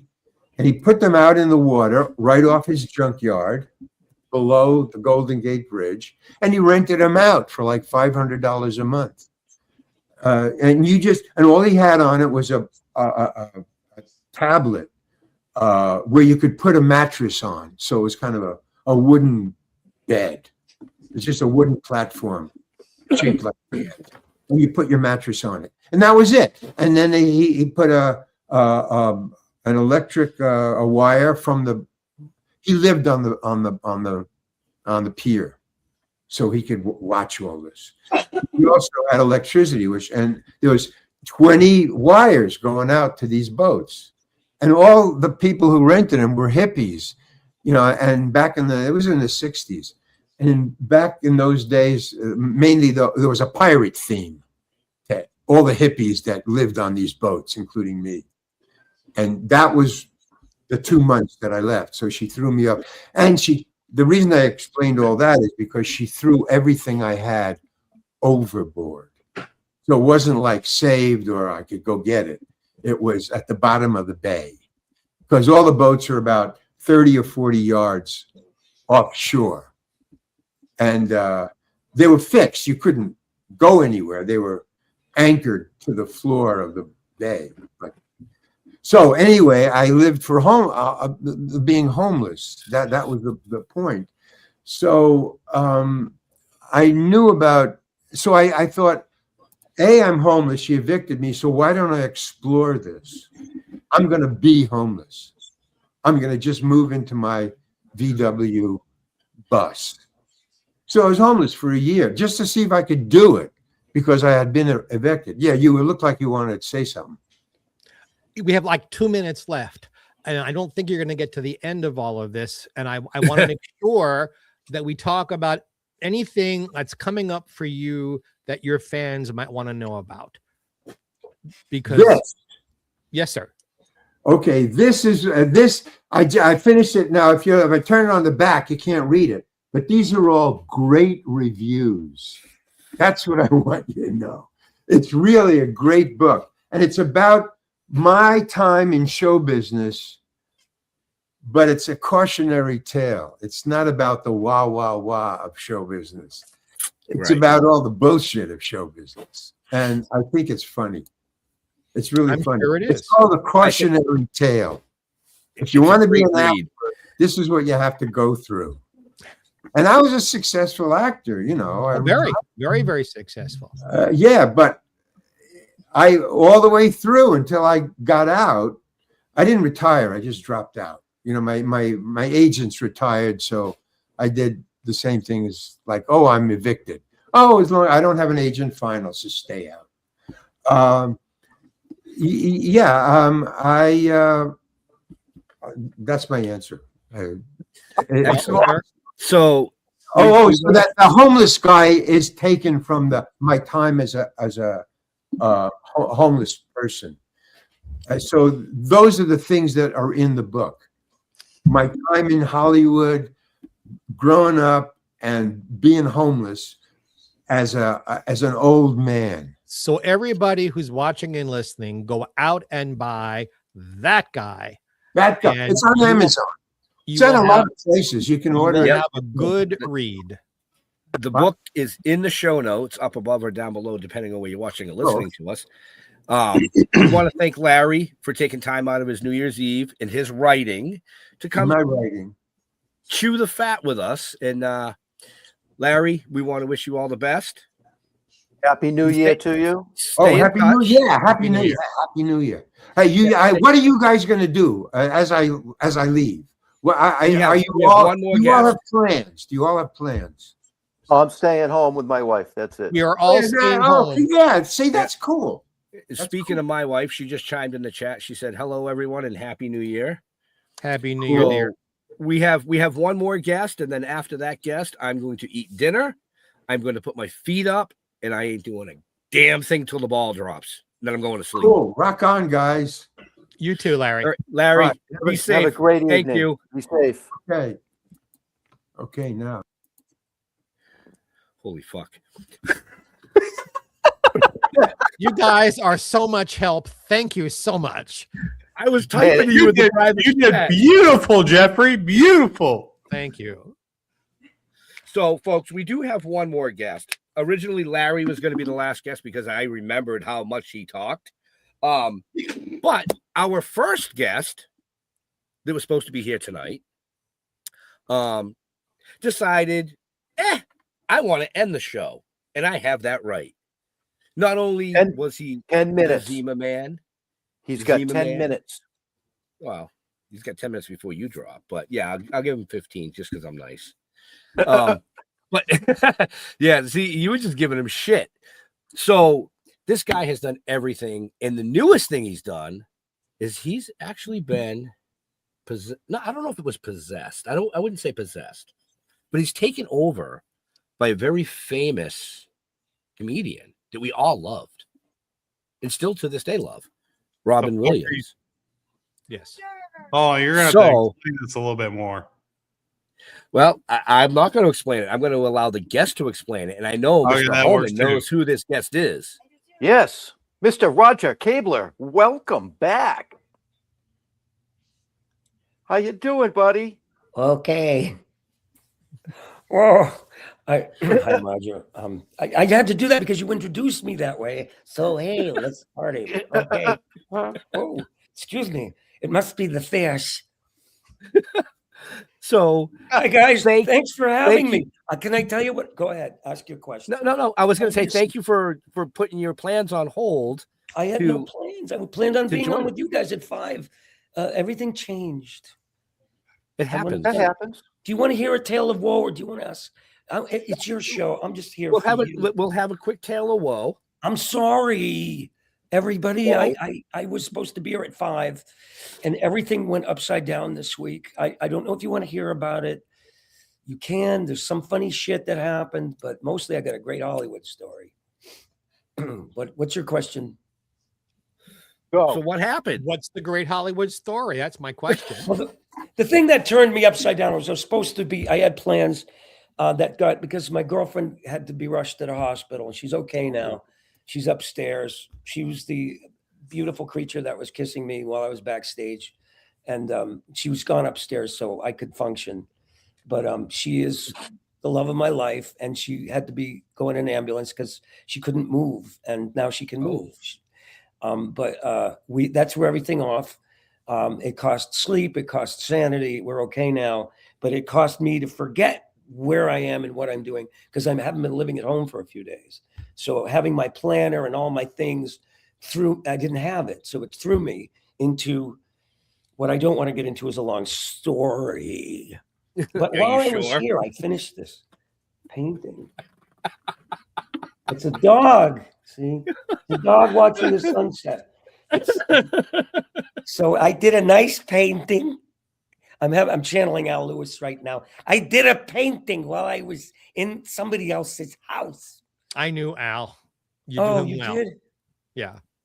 He was great. He was one of my heroes. How did you know Al? Al had a restaurant in New York. Grandpa's Bella Munster. What was it Of called? course. Grandpa's. Yeah, I was. In With Greenwich a friend of Village. mine. We were both really stoned, and I'm like, Dale, that's Grandpa's down there. And we're staring at him. He's talking to some mob guy, and Grandpa's got a big blue crab on his plate, and he holds it up to us because he knows we're spying on him. He goes, "You want to try the crab?" Someone on this show stoned. What? That never happens I on used this to show. be really stoned, and now look at me. Do I look like I need drugs? To No, you? No, no, no. You look like you need a nap. I so need a nap. I need more than a nap. I need a fucking coma. Did I just slip into a coma? So can I tell you my Hollywood story because it relates? Please.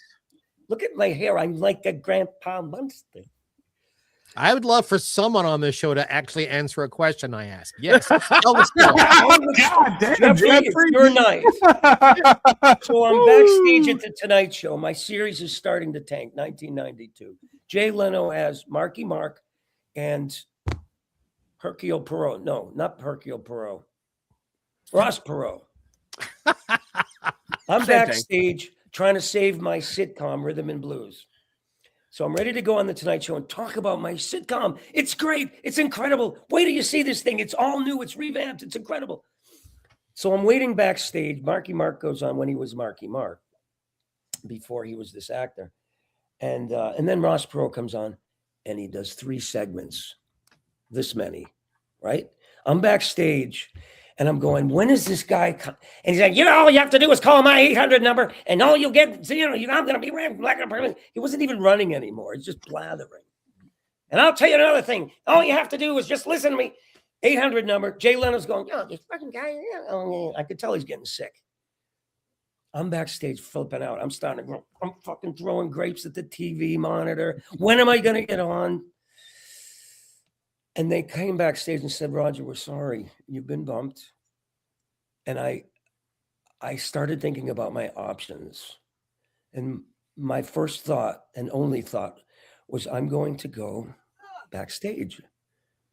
And I went backstage and I stood by the studio door for a good 5 minutes thinking, I'm just going to burst onto the set of the Tonight Show while Ross Perot and Jay Leno are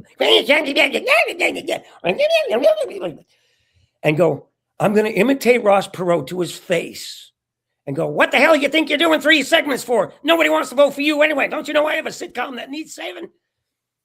And I almost went on and the ball didn't drop. You know what I'm saying? Yeah. Jeff can tell you all about balls dropping. I couldn't get the sack up to walk through that door and go, what the hell are you doing? I'm 3 segments.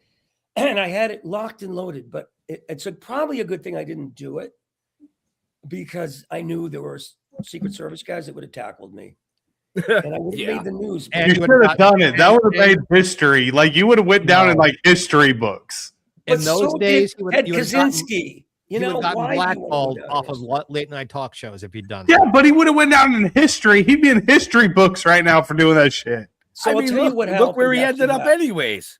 Can I? He ended up on our show. Yeah, it's because I'm nobody now. Want to buy a painting? This is Well, This is I what do want to happened. say I something. didn't do that. You're right. I Jay. do want to say something real fast. Yeah. Roger is an amazing gentleman. He's a Thank fucking you. hilarious comedian. Yes, he is. If you know his work, you know his work. But a lot of I'm things turning that up the people volume so don't- my girlfriend can hear you. Keep going. A lot of things that people do not know about this guy is he is a fucking amazing artist. Thank you. Amazing. Yep. And I'm gonna show you a couple things. Both you and Jeff. Real It's quick. nice. Yep. So this is the one that he was just holding up. This Oh, is you a saw painting that? that Oh, Roger wow. has done. This is another painting. Oh, I love that. You know, and I got to be biased because I wish I had a picture of the one that he did for Jeff, but I couldn't fucking find it anywhere. Where's the guy with the fish? That I like that. That's the one I was talking about. I couldn't find it. I got that somewhere. That was one So of my if you want favorite to, if you paintings to Jeff, work if you on. can email that to me, I'll pull it into the thing and show it. Well, if we have during time, that I chat. mean, Oh, I well, can we just probably hold have it time. up. We have I'll just time. hold it up. But two of my Thanks. favorites. Do you have it queued? Who? You. Who, me? Are you sending it to me? I can't send it, but I can show it to you on the screen. He's talking to Jeff, Roger. Yeah, no, I got to find. Oh my God, we have a communication problem. That's okay. Hey, While yeah, they're well, looking for the I'll they're find looking it. for the other one. Thank you so much, Ben, for saying that. I'm a little hoarse right now. Oh, that's okay. This is a painting he did of one of my granddaughters. Aw. And Thank this is you. a painting of the other granddaughter. I know that face. I'm trying to find the guy So with the fish. You're very talented. Thank you so once much. once I get the other one, yeah, I looked everywhere for that because honestly, that was one of the best paintings I've seen. Oh, thank you. Just the way you captured everything. So I want to say this now. Sure. Roger does take commission. He's not yeah. cheap. We're here to pitch. He's the- not yeah. cheap, but he is fucking good. Here's the guy. So Here's your father-in-law. I don't know if you're going to be able to see this. Oh, that's wonderful. Thank you. And it's the Cape Cod Canal, which is one of my favorite, things. That's the bridge. And what's his name? I loved his face to work on. Gerardo. Yeah. He passed away, what, a year ago or two? 2 years ago. Yep. Yeah. Yep. And it was a memorial paint. Thank you guys for saying all this, because frankly, my throat is probably not going to hold up much longer to do the Robin Williams tribute. And I may be just a painter, which is fine. Roger, which satisfies your soul more, being funny or painting? Boy, that's a great question, because when you're laughing and you're in communion and you're connecting with people that way. But I've been in show business so long that the painting thing is, I got up at 2:30 in the morning to finish this painting because it's my dance with God. It's my way of paying back, what I took when I was a drug addict. So being funny too, and doing the Robin Williams thing, but I've been doing that for a long time, and I have problems with my voice now, as you can probably tell. So I don't know Roger, if that's how gonna long are you clean now? 22 years and 7 months. You I'm an are- alcoholic. Okay, Roger, you are a Email, miracle. Ben? thank you. What's that? I sent you that email, Ben. Oh, you emailed me something? No, Not me. you. Why the fuck would I email you? Jeff, I'm sorry. I have to say, you were so still through Larry. I thought that was a screenshot. You're amazing, Jeff. Everybody I was said, so still during Larry. And then it moved. Yeah. It's great to see you guys. I'm so sorry I was late. Roger, you are a miracle. I'm 36 years in. So you are a miracle, and You're a bigger miracle. no, you don't Well, you compare. got more bling. Each You miracle is obviously its have own. money. I don't have shit. I'm a painter. speaking of, I do have that last painting. I just want to pull up real Oh, quick. sure. Please do. Oh, there it is. Yeah. to show it in full. Okay. But No, yeah, you're a very talented man. Very I love talented. Cape Cod when it's like this. Thank you. So can I finish the story about the Tonight Show? I thought you did. No, this is like a two-parter, but I'm not going to Oh, go okay. on and on. I'm- So it's 3 fucking segments, right? What do you think, you're Ross Perot? I'm Larry. That's why I brought up the story, because I had that sense of waiting backstage and starting to throw shit at my computer. I don't blame you.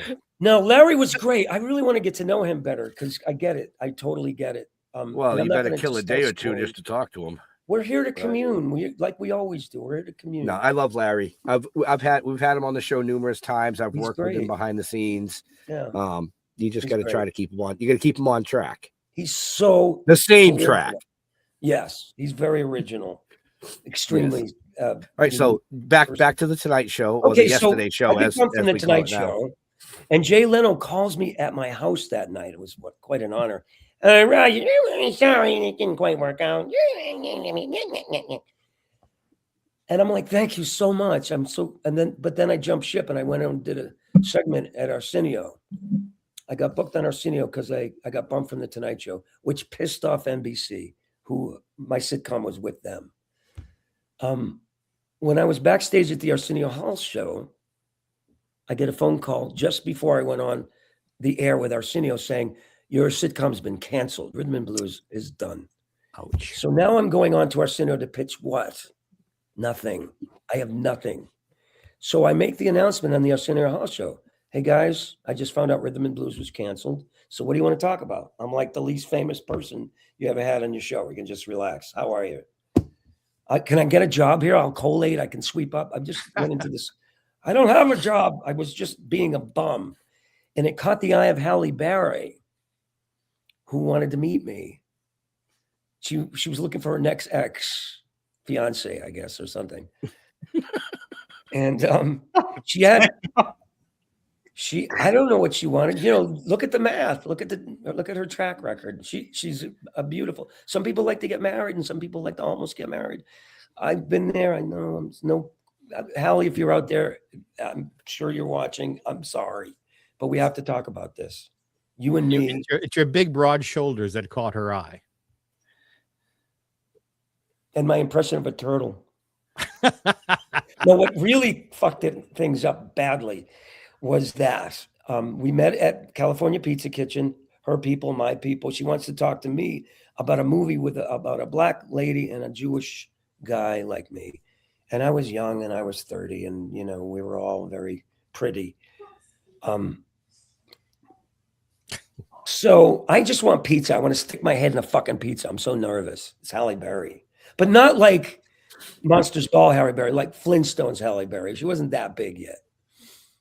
So we're sitting there and I don't know what to do. I order a dandelion salad. I don't eat this shit, but I don't want to look like a pig with, you know, mozzarella dripping off my face. So I get the dandelion salad and something in me cuts loose and I decide to do the lizard thing with the leaf to Halle Berry in her face.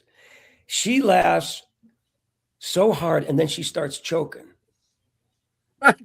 on whatever she's eating.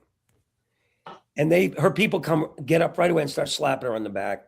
And I try to get up, but they beat me to it. And I'm just sitting there saying, that's my fucking career right there.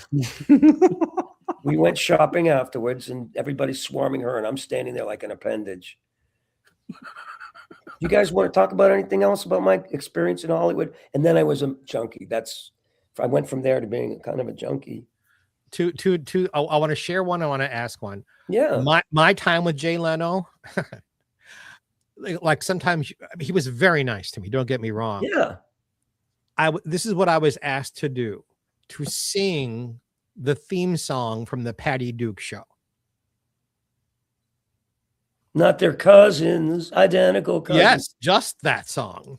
Oh. Nothing from my act, nothing I had done off Broadway, nothing. No, Hi. that song. So you know, maybe you dodged a bullet. Where are you from, Roger, originally? Where were you No, what I didn't dodge a bullet was I went on and did an impression of Richard Dreyfuss, and I started doing this. And he goes, you know, you have to tell the people what you're doing before you do it. Made me look like shit. On top of the shit that I already look like. I'm from Framingham, Mass. Well, there you go. What do you mean, there you go? Does that mean I'm a junkie automatically or what? No, it means well, I'm meaning you're from where Ben and Jeff are near. And oh, yeah. I know you were an East Coast guy from the way you were talking and how you said mozzarella. I just didn't know where on the East Coast. No, you know what the most New England word I heard was from anybody? Scissors. Scissors. Scissors. Yeah. Somebody said, Rod, you get a pair of scissors. That's how Peggy Cass would have said it. Oh, really? I do a version of The Wizard of Oz that's all from Massachusetts because that's how I learned how to have the accent. It's a twister. It's a twister. And it's coming out of Worcester. You know? Forget it. I'm not doing it anymore. Forget it. That cost big money to finish that bit. Where are you from, Geoffrey? Originally Brooklyn, New York. No fucking way. Forget about it. What part of, no. Don't fucking laugh.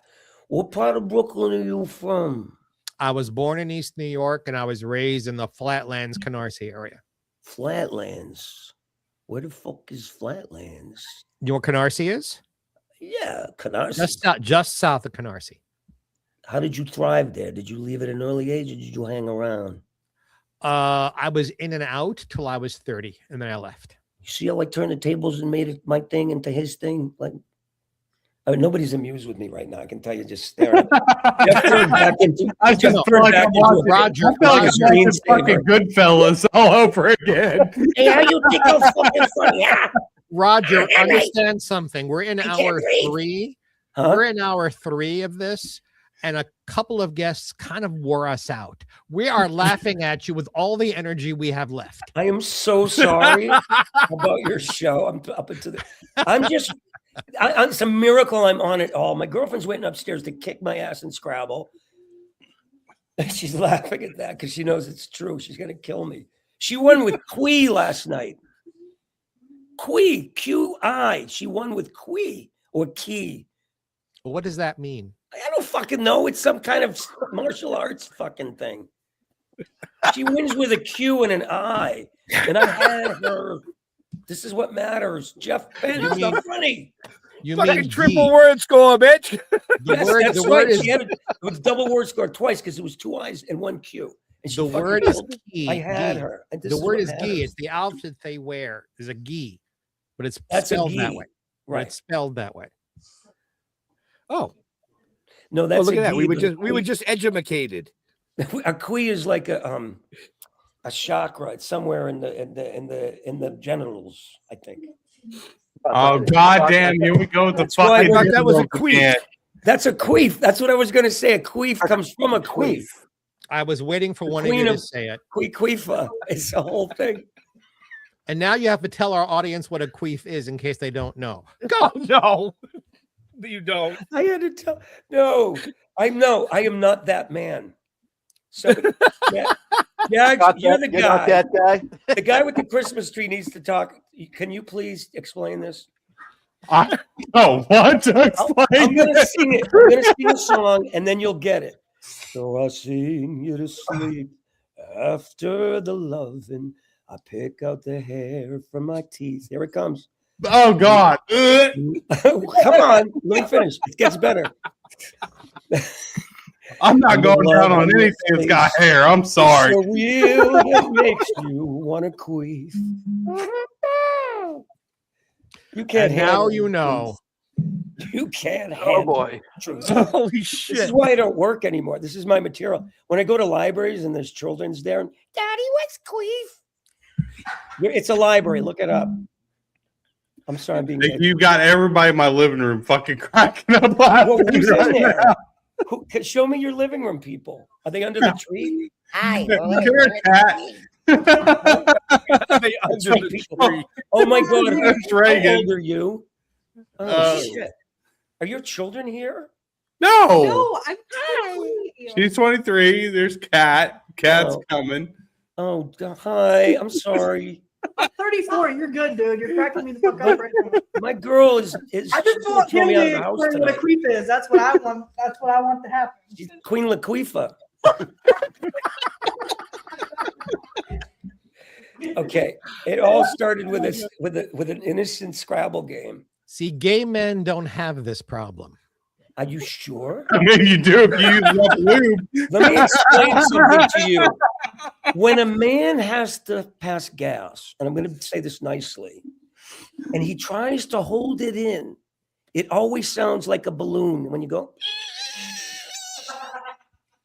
doesn't it? Yes. Just fart like a man, guys.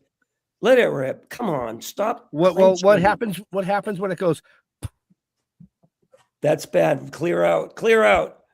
Fart like a man, sharp Robbie. like a man. Jesus! I swear to God, I'm not drunk enough for the this. dog was under the covers a I'm couple of not weeks drunk ago, enough for this. and what? What? Roger, Jagz just said. you and I are the only sober people here at this moment. And we're the worst, right? That's not true. Who's worse than that? I No, mean, I I'm think- like I a think- 12 pack in at this point. I think, I could use a little crack. You know, I don't want it, but I could use some. I think Jeff is sober right now. I'm very sober right now, but do I look like I need crack? I mean, to you? No, you don't. No, you don't need anything. I can tell you, folks. Depends on the crack. You've known me that's for true a too. long time.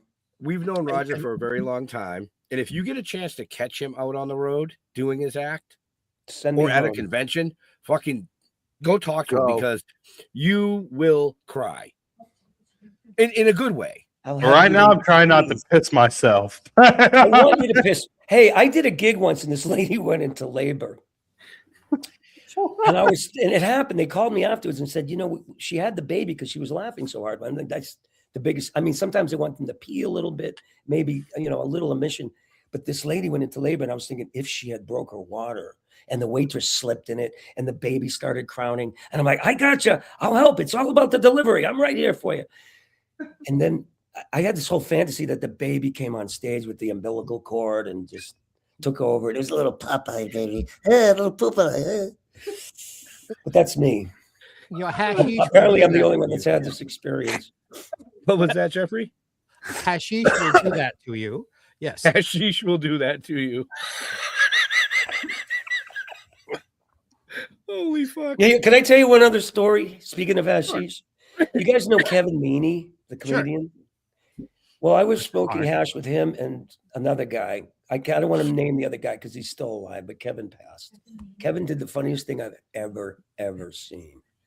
We're smoking hash in a flat in London 30 years ago. And Kevin did an impression of Marlon Brando with worms scooching across the rug. It was like,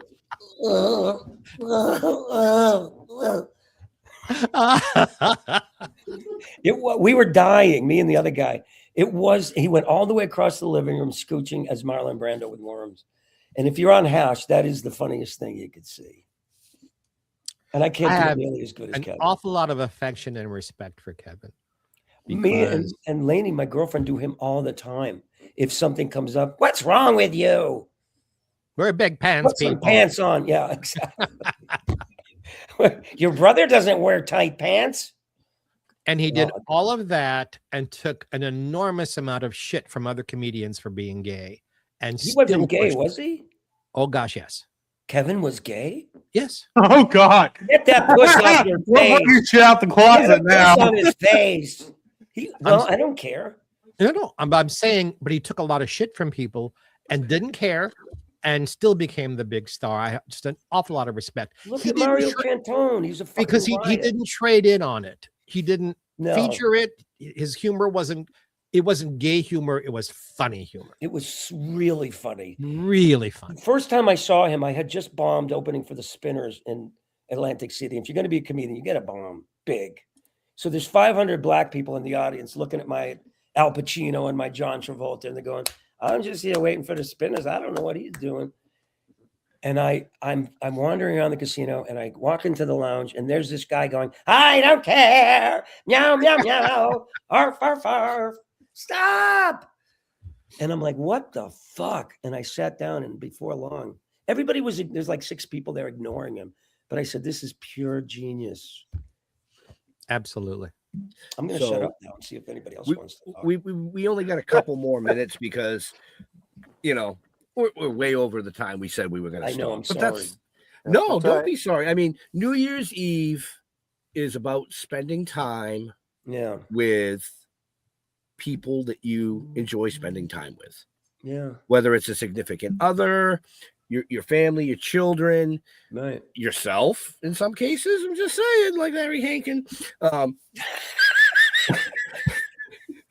But I didn't say it.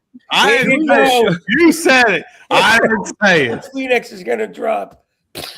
Doing this show week after week with the amazing guests and all us co-hosts together, we get to talk to a lot of great people, and in some instances we get to actually meet them in person. Sometimes we get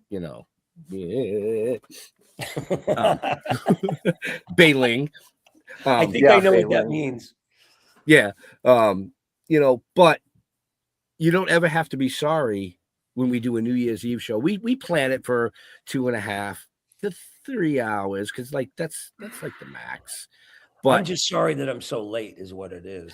But Roger, you're here after a very difficult personal thing. You're working on nerves. I know what you're going through this moment. Thank you, man. You need as much time as you want to take because you showed up. You know And what? you're giving- Thank you. I know what he's doing. He's trying to delay this fucking Scrabble game. is what he's doing. Jeff, your screensaver came alive.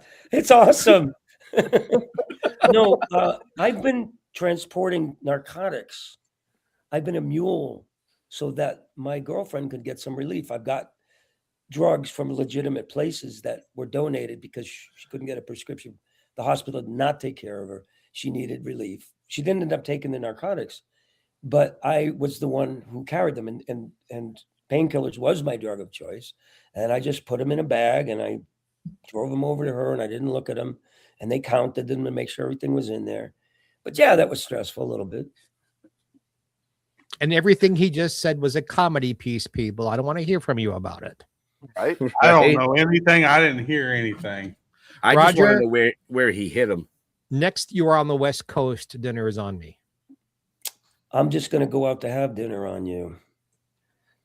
Thank you, Geoffrey. I mean that sincerely. I know there's a joke in there somewhere. No, Oh seriously. yeah. I mean, like not sushi on your belly kind of a thing, you know. That's what I was waiting on. That's what I was waiting on. I just need to get to know a guy. You know. You just turned sushi into a cock ring. It's a very poor cock ring. Don't try this at home, folks. Unless it's I squid. can't get the rice to stick. You could almost get away with calamari. That would almost work. Almost. You guys are sicker than me in some weird way, and I love it. Who said cock ring? Damn, who said that? Jagz. Jagz, man. Like that the onion ring tower that you can get at the restaurant. Yeah, but most girls want more than just 3 onion rings. Yeah, they want you to be Viagravated. They want 7 onion rings and a goddamn volcanic explosion. So, oh, nobody wants that. Yeah. So Roger, how's the movie doing? Okay, that's why we're painting. Did you see the painting? we're gonna slide past that. I love the movie. Oh, thank you. A lot of people told me they did, and it's kind of on the wane. It didn't do anything on so far on Amazon. I've sold a lot of DVDs and had a lot of people tell me how they feel about it. I feel like I'm moving past that into whatever the next thing is. As life is, you turn the page. I don't have any regrets. I made the movie I could during COVID, thinking if I get sick and die, I won't get to make the movie. Right. It's somewhere between a masterpiece and a piece of shit lies my movie. Well, I highly recommend it because thank you so much. As do I. Thank you. I recommend it too. I have not seen it, but I will seek it out. Jeffrey, thank you. It's called Being Robin, and if you want, I'll just send you a link. If I can get your email address from these guys, I'll just send you a free link. Thank you, sir. I will want watch people to it see it. I tomorrow. want people to see it. It's based on a true story. I was looking for something to do tomorrow. I bought dark chocolate covered pretzels to munch on. Oh yeah. And I will watch your movie tomorrow with my pretzels. That would be great. If you can get me the email, I'll get that right to you, and I mean it. I appreciate it. Ben has it. It's 30 seconds to be sincere. I'm working on it. Doing it as You we guys speak. wiped me out. It was fun. Well, since you're wiping out, why don't we start to end our show a little bit? I'll help you.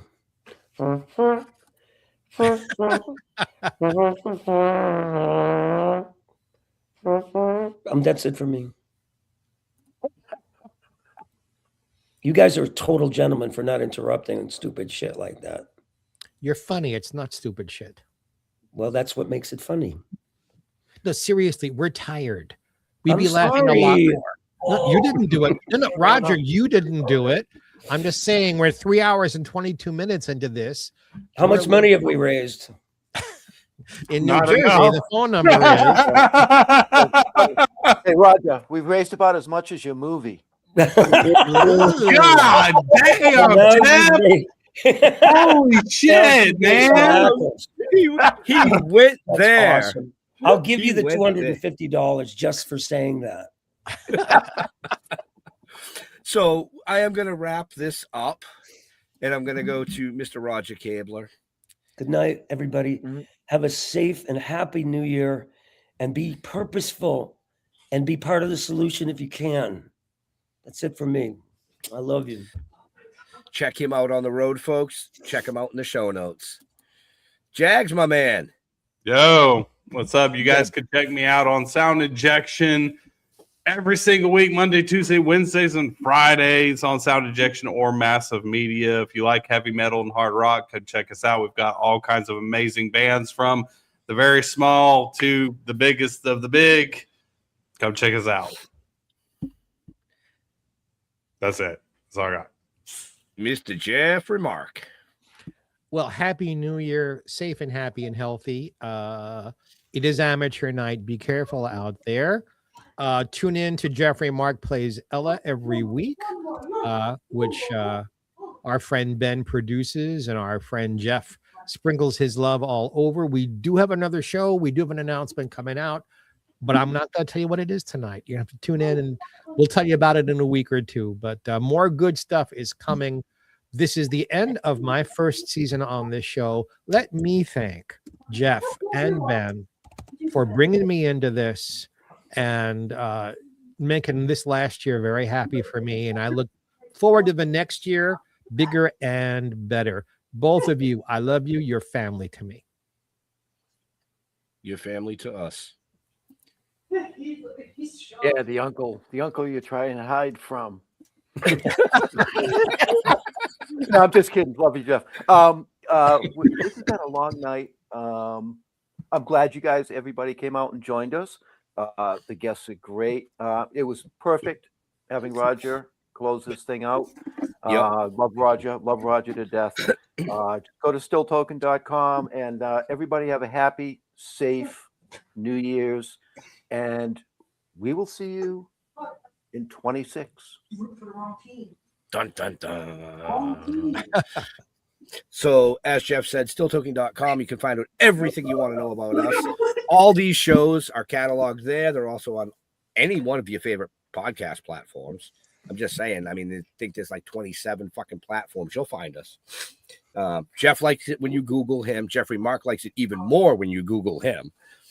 But I want to thank all our guests for taking time out of their schedule on New Year's Eve to come chat, hang out, tell you all what's new. And, you know, that Roger Kabler guy, he was late, but he's still great. I mean, that's all I got to say. To all our veterans and first responders, we want to thank you for doing what you do so people like us can do what we do. Stay safe. We'll see you next year. Have a happy. Happy. Bye. Thank you, guys.